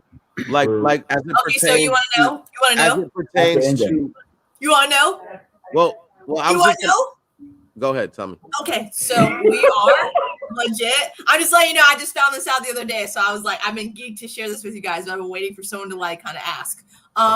So right now in Hawkeye, we are exactly where we're at in No Way Home. Okay. Oh. And I'll show you. I will show you. I will show you the evidence later. Vince is not going to like that. You better not show Vince anything. It's just a tiny tidbit. It's just a tiny tidbit to get you to understand like how it's all connected. It's just a little tiny tip. It's not gonna completely. Don't worry, it won't ruin everything for you. But it's just like a little it's a little snack. Like hey, like think about this real quick, because you've already seen stuff in Hawkeye, and we've already seen the trailer for No Way Home, and it just connects them. And I'll show you what I'm talking about later. Well, yes, I was asking in how it pertains to the timeline when we're talking about Yelena. Like I'm saying, like since we did the Black Widow movie, and then at the end of that, Clint seems to be her target, right? Yeah. Well, I could help you there, because the Black Widow movie took place after Civil War and before Infinity War. So at this point, Yelena's been hunting Clint probably for about 6 years ish. Yeah, a while. 5-6 years. Mm-hmm. So is Clint aware? Is Clint aware that Yelena is Natasha's sister? Probably not. Is that why he didn't take the shot? Because he could have killed her. Well, Kate had the shot on Yelena, and there was this weird moment that where she was just like, "Don't do this," and she kind of backed off or whatever. Yeah, she went like this and then just went over the side. Yeah, we don't know if it hasn't been established if Clint knows that Yelena is Natasha's sister. It's never been established that anybody knows she has any kind of family or fake family or anything like that. So we don't know too much about that. So I hope that that they get to sit down for some coffee and discuss their their mutual respect for Natasha, because I think they could be great friends and a great team. Come on, guys, talk it out. Don't hurt each other. Well, I mean, we can possibly assume, because the hard part about the time, that's such a great question. Where are we in the timeline? Because frankly, there's two timelines afoot here. There's the Black Widow timeline of the Black Widow movie, and then the end credit scene, which is not anywhere near when the movie actually happened. All right, so keep in mind, the Black Widow movie was a prequel that happened after Civil War, but then the end credit scene happened after Endgame, after she was tossed over the mountain for the Soul Gem. So what we're looking at now is they are after Endgame. The Blips are back. Thanos has been beheaded. Everybody is back. I mean, and basically, it looks like Clint was about to just enjoy his life. He was at a Steve Rogers Broadway musical at the very beginning. You know what I'm saying? Like they were just chilling, and then all of a sudden, here come Carlos and the rest of those tracksuit mafia folks, and they bring him back in, and now he has something. So this is where we are now. But that is a very good question, whether or not, because it's possible that that Black Widow or you know, not Yelena. But the Scarlett Johansson, it's possible that, I mean, because they were friends, they may have discussed. Oh, okay, it's okay. You can leave it up. It's all right. It's possible that they discussed the potential for her. I mean, they were very close. You know what I'm saying? So we don't know what Clint may or may not know about Yelena's existence. Right. So that is a great question. And I would assume just based on like how the ending was, because like when Yelena went over the edge and Kate was trying to shoot her, it was more of like, I'm not after you. You know what I'm saying? Like, don't start this shit if you don't want it, kind of thing. You know what I mean? Like, I'm being serious though. If you really like dissect that part, that body language and shit, she was like, you don't want none, and then just went off. You know what I'm saying? Like that was a good way to look at it. Yeah, if you really like, she was like, bitch, don't try me. Like I will come after you. You know what I'm saying? Like, and then she went over the edge. So I feel like where we're left off at right now is like, you know, she's hunting Ronin. You know what I'm saying? Like who they thought was Ronin. Like it's like back. Because you got to think about it, when everything bled back, he stopped being Ronin. You know what I'm saying? Like his family came back. He wasn't Ronin anymore. But no, everyone remembered who was there, what he did. You know what I'm saying? So like I think that we're right after Endgame when they blipped right back. You know what I'm saying? When he decided that he was done being Ronin because his family came back. So that's where I think the timeline is at right now. The reason I asked though is because if we're basing it off Black Widow and we're speeding ahead and saying this is where we're at, based on what we saw in the Black Widow movie, Yelena is no longer part of the Black Widow assassin group that's been taken down, basically at that point, and now she's working for whatever what's the lady's name? Valentina. Yeah, Valentina. So she was working for her then. That would have been then. So now here we are later when Natasha, because at the end of that, Natasha's still alive. Basically, Natasha's still alive at the end of Black Widow. Right. You know what I mean? Because as Vince clarified, and as Seriously Black has clarified, the post-credit scene when Valentina shows up at the grave and talks to Yelena, that happened after Endgame. So that's, you know, that's more in that post-credit scene was more in the timeline of these shows. You know, it's after Endgame. Everybody's, you know, all this stuff is happening now. We're all moving forward. Natasha's been dead for a while. And, okay, so that was Natasha's grave she was at. Yes. Think of it like this. Think the Black Widow basically is a flashback as a precursor to the end credit scene. If you think of it like that, you know what I'm saying? Like the whole entire movie is a flashback prequel, and then the end credit scene is the current timeline.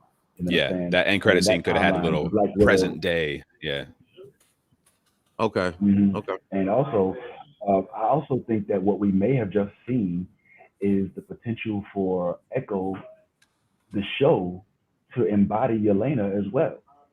And I think that would not be the worst thing in the world. So, I mean, all those powerful folks, I ain't gonna lie, I wish somebody had gotten hit a little harder at the end. Like, everybody was such a good fighter at the end of that scene. Like, it was like somebody hit somebody. But it is what it is. Hey, why don't we go ahead and Steph? I think we should let Steph get some rest. Is that okay, y'all? Would y'all mind if we give Steph struggling?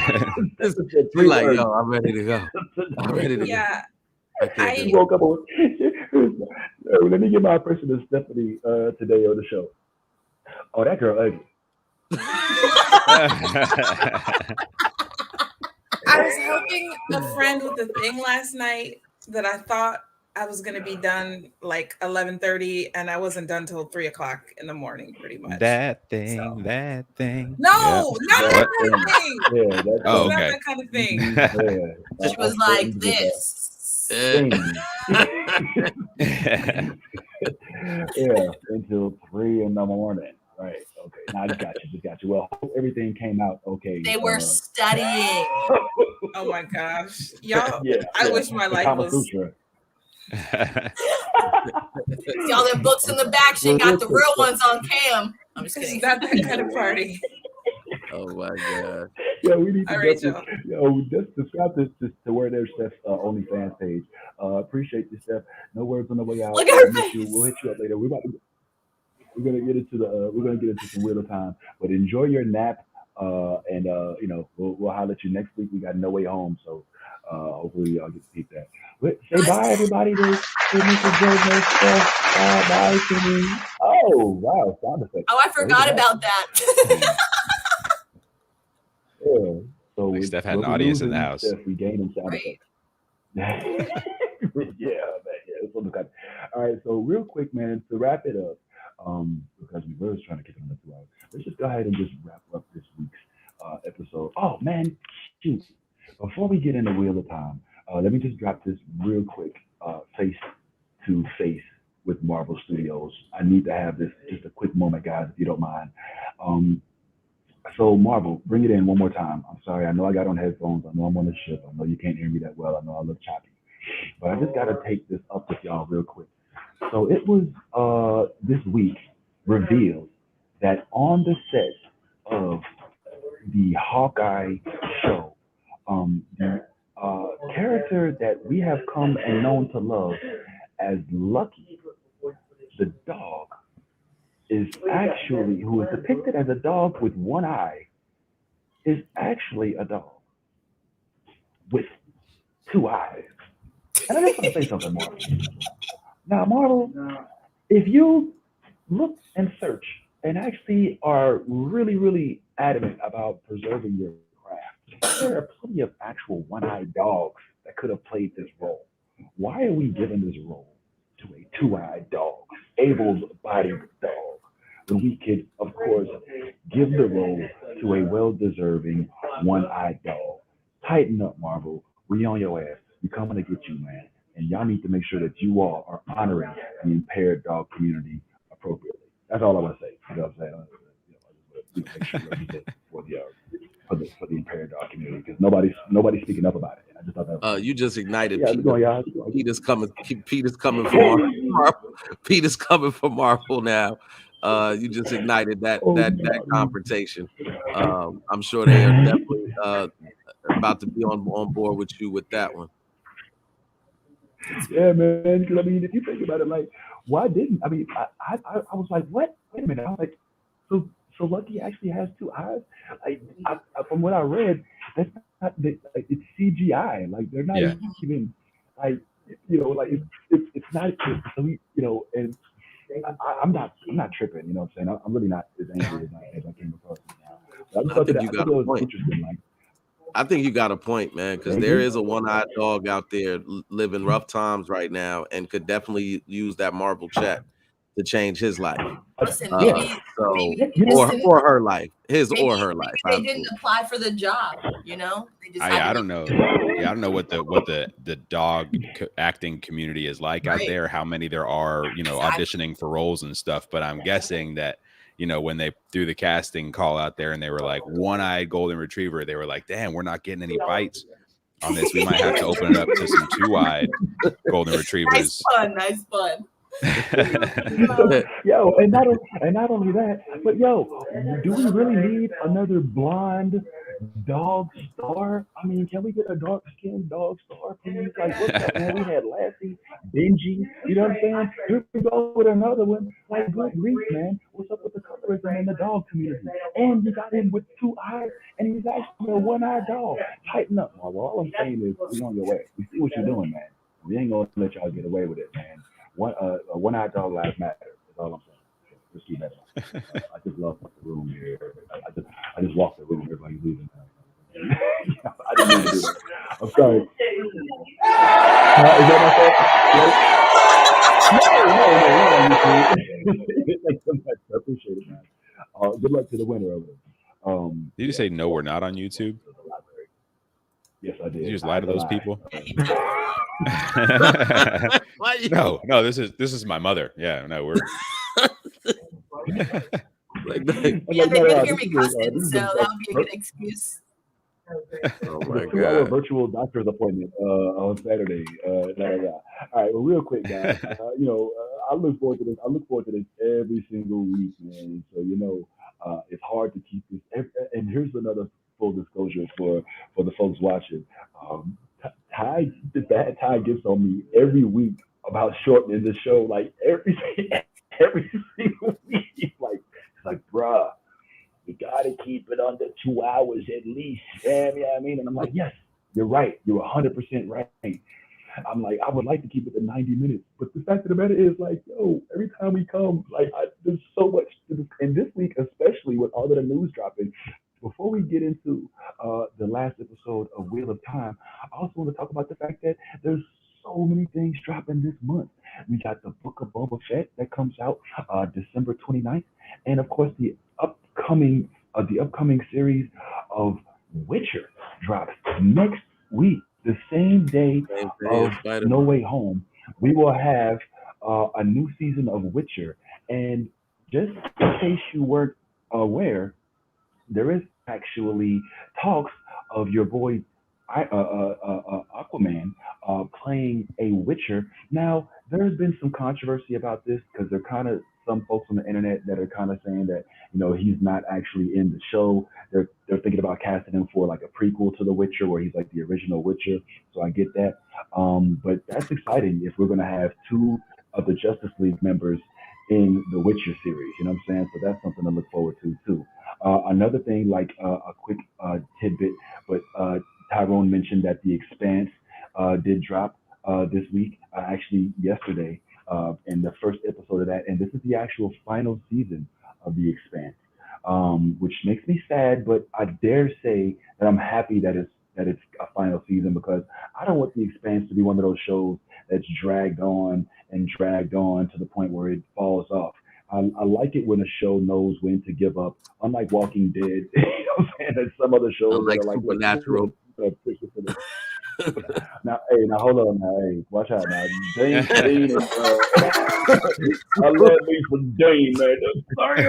Dane, Cassius, where's Cassius? I love me some up there. I mess with Cassius, but I like the fact that The Expanse is wise enough to, and they're ending it. I mean, just based off the first episode, Tyrone, we don't have to talk too much about it because I'm assuming you're the only ones that watch it and are as much into it. Based off the first episode, it looks like it's going to go out with a bang. They're bringing a lot of personal issues to the forefront.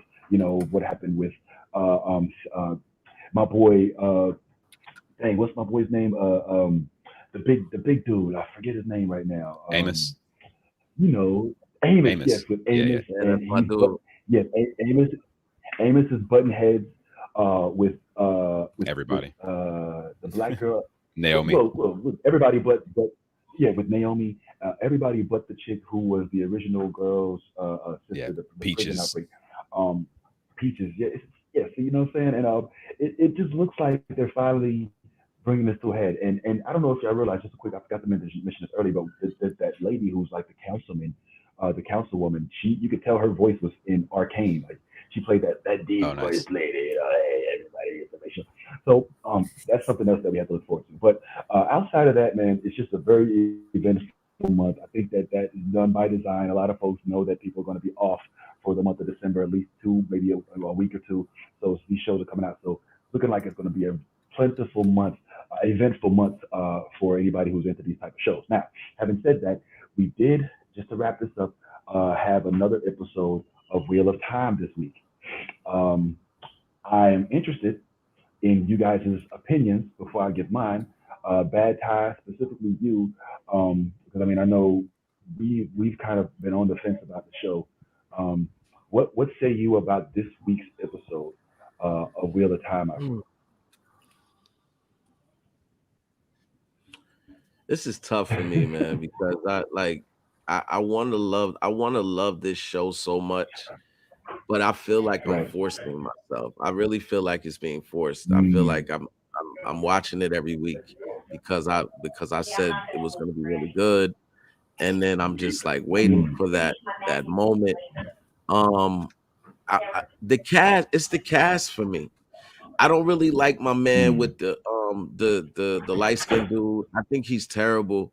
You know, like I don't like his character. I don't like the other guy, the dude that touched the knife and had it. Like, he's corny to me. So it you know, yeah, it's getting tougher. It's getting tougher. I mean, I'm gonna give it I'll give it another episode. Because it's not hitting for me. I want it. They just went into a new part of the storyline, which I'm hoping this is gonna be where things like really get spicy and everybody's powers get revealed and all of that kind of stuff. But so far not so good. Yeah, you feel the same way? No. Hell no. I actually like Wheel of Time. I disagree. With most of what you said. No offense, Tylene. I do agree with you. Matt is definitely my bitch of the week character on the show, though. He definitely I don't understand why he's fucking weak and just he just annoys the fuck out of me. And someone just kill his ass already, but whatever. I like the dynamic of there's 5 of them, and we don't know which one is fucking special. Like, is it Nanine or whatever that girl's name is? Is it fucking his the other Indian girl? I don't know what the fuck her name is right now for whatever reason. The main character, her, yes, the one next to Nanine. Gwen, what is it? Gawain. Gawain, yeah. Yeah, Gawain or something. Egwene, yeah, that's her name. That's why I can't pronounce it, because it's definitely different. But yeah, I like Egwene's character, and I like how she's got some kind of powers, but we don't really know what what kind of power she has. And then the fucking brown dude, actually, I feel like he's the most interesting to me, because what the fuck's up with that whole wolf stuff? You know what I'm saying? He's really intriguing to me. I'm trying to figure this out, and how out of nowhere he just gained this power and this fucking this bestiality kind of power and stuff. He can fucking talk to wolves. That's the coolest thing ever. I think I don't know. The motherfucker just broke out of a fucking they're about to die. He broke out of a tent with some wolves and had them eat everybody. That was the fucking best. I don't know. Oh my God, Roberto, you're hilarious. That's funny, yo. My ancestors are smiling. Hell yeah. But I don't know. This show is definitely this show is definitely different, and I really like it. I like how they have all these different women that are empowered. You know what I'm saying? It's only women. You know what I'm saying? It's a whole fucking group of them, and they all do different shit, and they all have different purposes, and they have different colors. There's 7 colors altogether. I counted them when they were sitting in the fucking main light. And then, okay, so you know what I just realized? I don't know if you guys realized this, but you know the little girl that her dad didn't have an arm, and they were fishing and stuff like that? She's the fucking queen. Yeah. Did you guys realize that? That little you just girl, realized that? Yeah, well, I mean, I did, yeah, because I was like, wait a minute, that bitch has the same, yo, and then, I'm sorry, but, I didn't know that, what's her face was a fucking lesbian. I thought they only fucked their, dudes, you know what I'm saying? She's not a lesbian. Whatever, shit got real. I was like, wait a minute, and then she was like, I thought we had more time together this time, and she's like, you always think that, and we never do, and I'm like, what the fuck is going on right now? Yo, that's one of the things, Yaz, that I've actually paid attention about this show. This show actually shows a lot about sexuality. There's another scene earlier in a couple of episodes a couple of episodes where there's a dude and another dude, and they're like all kissing and hugging and everything, and then all of a sudden his girlfriend walks up, and then he's like, "Hey, babe," and then they all three of them walk off, and then I think one of them was like, "Yo," was like. All right, well, hold on. Let me. You're convoluting that a little bit. All right, there's no boyfriends and girlfriends. All right, this is the relationship between the Aes Sedai and their warder, their warden, or whatever. The warder, the warden. But that was it. But that was the dude. He was laying on the dude. Like that was a dude that was holding him. And they were like, they were in a relationship. Like they were also in a relationship. Yes. That's what I'm saying. Like that's what I said. As far as the show goes, that when it comes to sexuality, there's no like walls. Right. Like she sleeps with her, her servant or whatever you call it, whatever the guy is to her, because they have a bond. So like, whenever they bond to a man, together. like so they'll sleep with them. But she slept with the woman too. So there's no, like, there's just no lines when it comes to the only people that really are not allowed to sleep with men are the women that are in red. The ones that are in red are not allowed to sleep with men. Yes. Well, let me clarify. I don't think that they're not allowed to. I think that they have vowed not to, because from their belief system, men are the root of evil. And when men get a hold of the kind of power that Aes Sedai have, then that's when everything goes to shit. So they have just taken about, which is, this is why honestly, I for some reason was glued to this episode from the very beginning when, like Yas says, there was a fishing aspect of it, and it was, the father and the daughter. I honestly thought that was the other girl. I thought that it was this chick at first. I was like, oh, you know what I'm saying? Okay, they're giving her backstory, and then for it to end up being the main queen or whatever it was that she referred to as, Mother of Light. It made it even over because remember, like, she was catching fish with the one power. Like, she was like, "Yo, we don't eat tonight." You know what I'm saying? And then she's like at a young age, so she's already controlling it. Everybody else we see in this show has not been using that power from such a young age. So it just goes to show that she's like and I love how she took the dark power out of Matt. I thought that was instrumental. How he put it back into the dagger. I thought that was dope. And one of my favorite scenes, just outside of the the girl on girl action, which I'm never opposed to, but I loved how her how baby girl the one that I think is Maureen. Yeah. I love how her warden or whatever, he was like, so you took away like our connection, like I can't really feel you right now. And she's like, I need to feel you. You need to take care of other folks right now. And he's like, all right, just be back before dawn.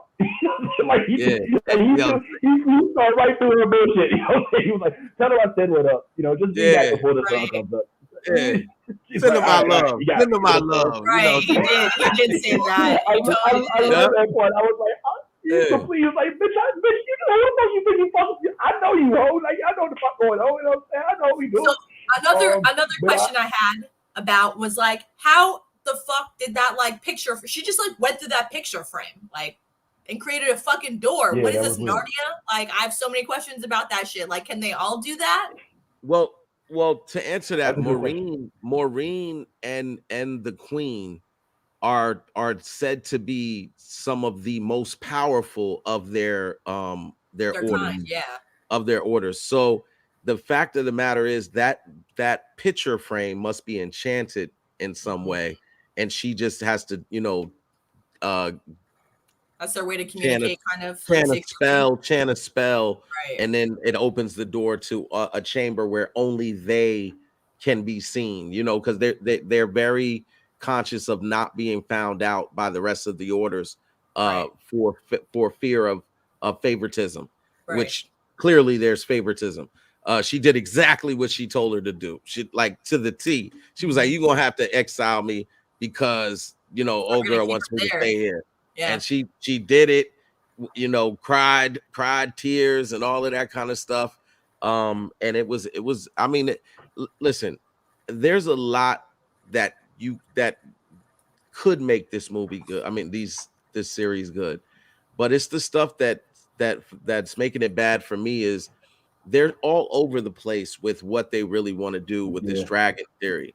1 minute the dragon is one person, the next the dragon could possibly be all of them, or 2 or 3 of them. We don't know who all how this all is set up to play out.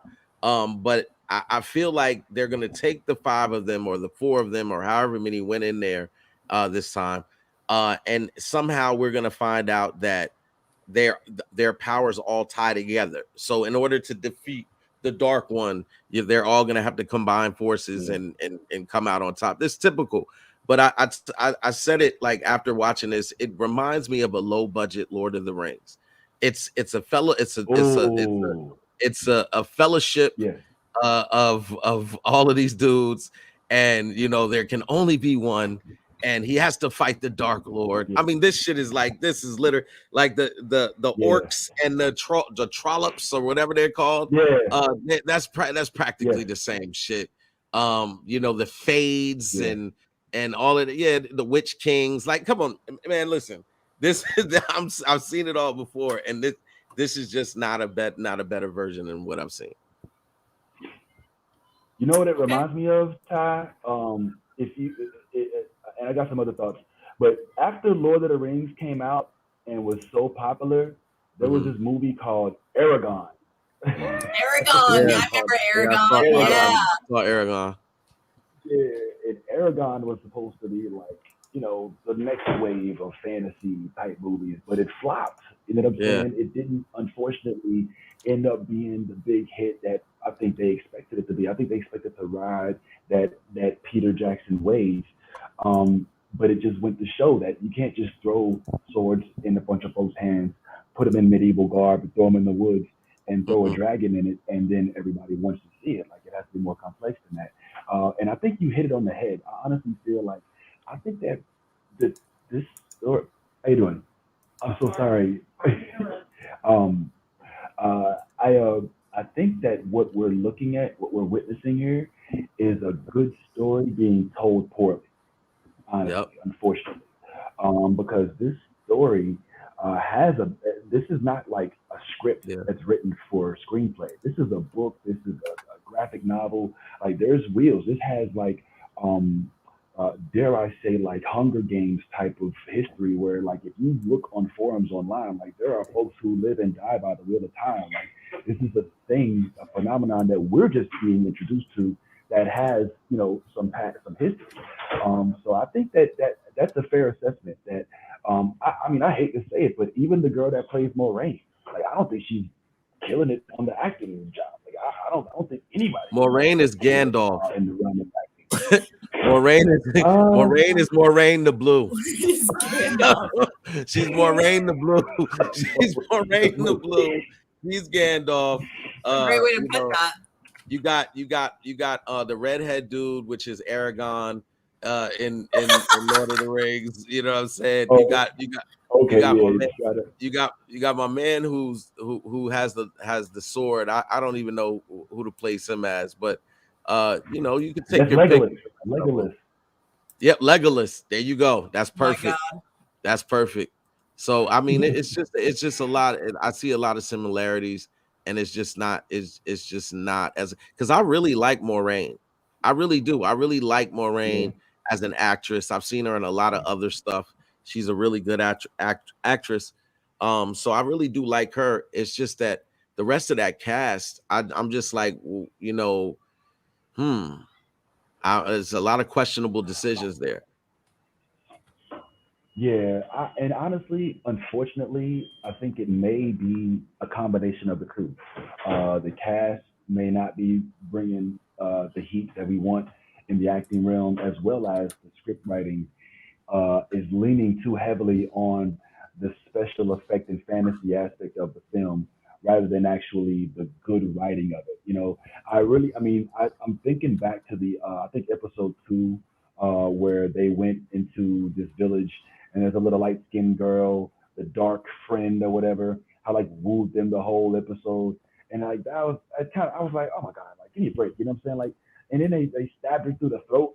You know, they're like, yo, man, I don't know if all of that really makes a lot of sense. You know, and a lot of these folks, we don't even really get to, like the dude who was and I honestly think that I can give a prediction here. I think that the dude who lost his Aes Sedai, the little Indian chick, is going to end up being the what board or whatever for baby girl right here, for this young lady, because she doesn't have anybody right now. Oh, it didn't come up yet. There for her. Oh yeah, For yeah. the one with the braids. The one with the Oh braids. yeah, yeah. Here's the. But if I may say something, the saving grace for me, honestly, on this show thus far, other than her telling her to get on her knees, which I thought was kind of sexy. I was like, I see what you did there.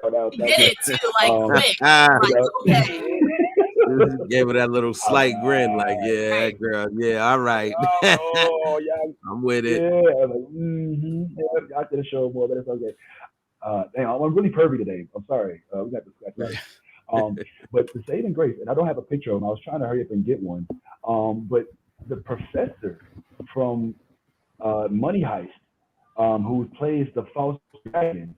I don't know if Oh if you noticed that that's yeah, the professor. You really like that is the the Money professor. Heist, Yes, you're but that's the right. You're professor. so right. Yeah. And I honestly feel like his character and everything surrounding it is extremely appealing to me.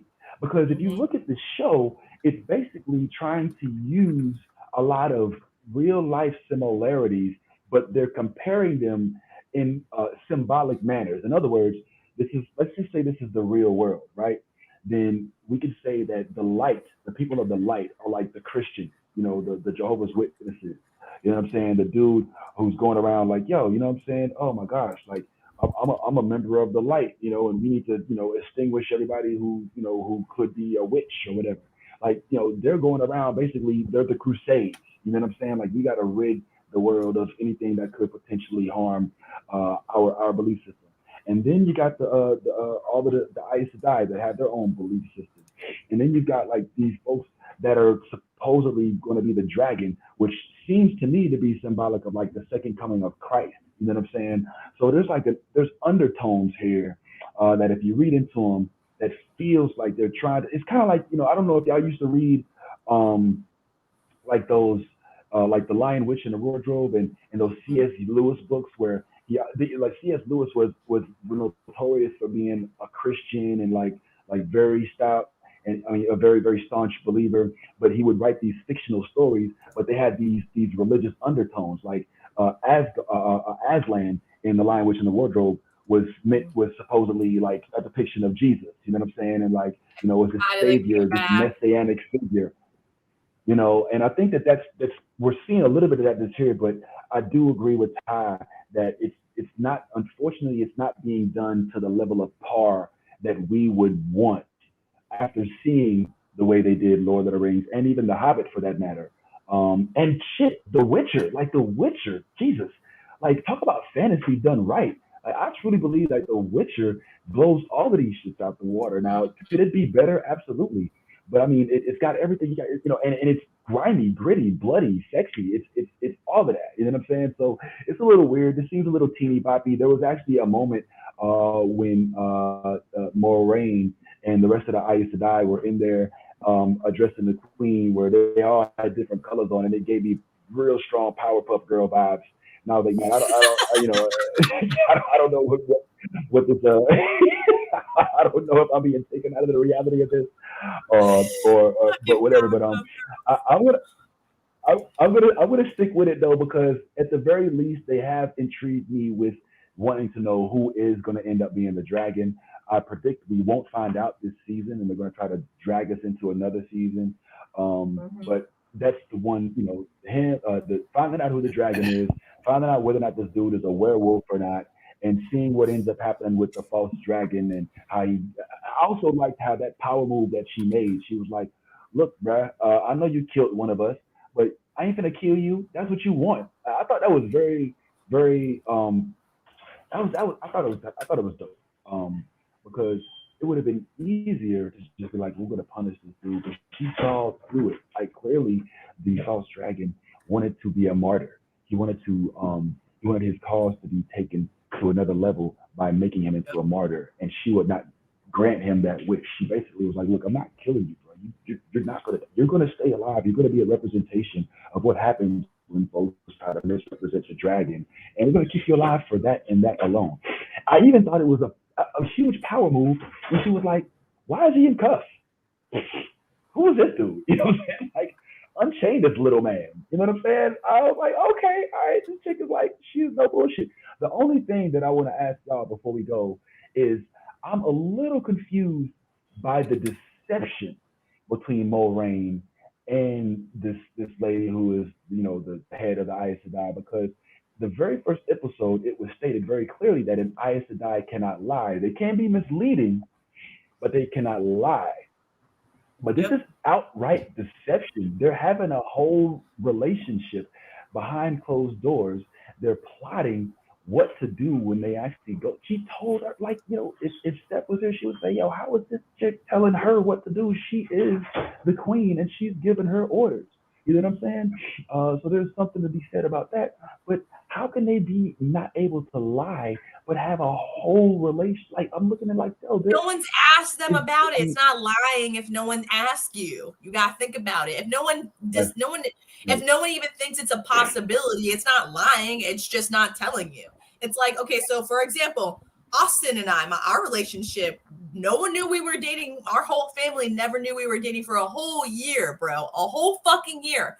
They didn't ask us if we were dating anybody, like none of that shit. You know what I'm saying? Like it wasn't a conversation. But for a whole year, we went to multiple family events with each other, movies with each other, and every time, and I would just get done seeing him at the hotel that we got, and then we would show up separately in our own vehicles and be like, "Hey, how are you? Oh my God, it's been so long!" Like, if you keep up this charade, people are gonna fucking know. Like, it's your business. Okay, all right. So yeah, that was where I was leaning to. I was like, I guess the loophole here would be that it's not lying, it's withholding information. Exactly. You know what I'm saying? And in that, I guess I could see that being acceptable. But man, for folks who ain't supposed to lie, well, they sure are good at deception. Because even the young lady in red has a whole man, and she out here talking to everybody about, oh man, this, man, that. And she's like, yo, look, I know about your dude over there in the woods. So why don't you back on the balcony, or I'll let your people know that you got, some secret facts in the woods, Dick, that you try not to let nobody know about. You would do something to him too. Did Yeah. What do you think that might be, right? So I don't know, man, like castrate him or something publicly. I don't even know. Oh, that'd be crazy. Yeah, it would be nuts. But I mean, that goes. So yeah, man. Unfortunately, the show, it seems like the hype on it is dying down a little bit as we progress. It's unfortunate because it feels like a decent concept, but I do agree with Ty that the scripts and the acting is a little lackluster, and unfortunately, that's what we're left to deal with, and it is what it is. What are you gonna do? I'm still gonna watch it though. Unlike Invasion, that I completely abandoned. I was like, I can't do this no more. I can't do it. I'm still watching Invasion. I'm not. Hey, you shouldn't have abandoned Invasion. I know. Invasion actually ended up being pretty decent overall. Like it wasn't that bad. Right. Tell him. It really wasn't that bad. Oh yeah. Tell him. No, I went back and watched it. It wasn't. All right. Okay. All right, cool. Well, I'll give it another shot, man, I suppose. But man, I think that's enough for the day. We've droned on, we've droned off. We didn't even get a chance to we were supposed to go deeper into the Lost in Space stuff, which I was able to finally that's so watch. good. But we'll save that for another day, maybe for after show. Was very good, Lost in Space and so. And of course, as everybody knows, next week is the big week when finally they will be dropping the Spider-Man No Way Home movie. It is the most anticipated movie, I would say, of the year. And there's almost no way. I just cannot see this movie doing poorly. I think it's going to break records. I think that it's going to probably be heralded as the way that they're setting it up. If it isn't the best Spider-Man movie out of all the Spider-Man movies, then they have failed, because it sounds like they've got every element possible to make this movie dope. And I'm sorry that I'm going to see it on opening night, but I am so eager to see how this turns out, man, as I'm sure we all are, man. But that's it, man, for us for the day. Thank everybody for tuning in. Appreciate y'all. Make sure y'all like, subscribe, comment, share. Make sure you check out the NewBlerdOrder.com merchandise. Yazzy's got merchandise on the fly now, so if you need it sent to you, we can definitely make sure that happens. Multiverse coming up on Wednesday, 6:30 Eastern time, with the two gentlemen on the bottom of the screen, bringing you all kind of topics all over the world, including guest Holly Noon. And yeah, we'll be back hopefully next week. I'm not gonna lie, I'm a little nervous about coming on next week. I might have to skip that one because I know y'all are gonna be Spider-Man, you know, and I ain't gonna be able to see it till like the Sunday or Monday after that. So I mean, there's other stuff we could talk about. Like there's other shit dropping. We could just like not talk about it till you get back if that makes you feel better. That is true. It's gonna be hard, but I mean, we could attempt it for you. We can mention it. We can talk about it, but yeah. There's so much. Yeah, there's gonna be a lot of stuff. Oh my God, there's gonna be so much. There's gonna be so much that drops next week. Right. So, you know, we got a lot of content. So I mean, but Spider-Man is definitely gonna be something that yeah, I'm still my ass is still gonna be in the movie theater though, watching it. I just wait to tell you my thoughts. Yeah. Yeah. Yeah, I'm definitely not seeing that on Fire Stick. That's not gonna happen. No. I'll be going to the movies. But I'm gonna try to do this without crashing. Unless anybody else has anything to say, stop me on the way out. But for right now, no. Okay, good. Yeah, because we're on our like 8th episode here today. So yeah, as always, guys, be yourself, your authentic self. That is, if you're not being yourself, obviously you're being fake, and there's nothing cool about that. Like they say at the end of every multiverse episode, be yourself. And if they don't like you, fuck them. Like Bernie Mac. And in all things you do, if you're a geek, don't worry whether you blurry, whether you're on a boat full of folks that are way over your age, and trying to, you know, manage your Wi-Fi in the middle of the ocean. Even out here, I'm rocking my stuff, and I'm making sure, even in my set, that I let my geek flag fly, and you should. Fighter 2, I just really hate Zangief, only Ken and Ra. You, I find it hard to be Blanca, keep a wee ninja hanging, and the uncle album banging. If you negative in energy, then stay out the vicinity. Yeah, them niggas over there. Yeah, now look at what I wear.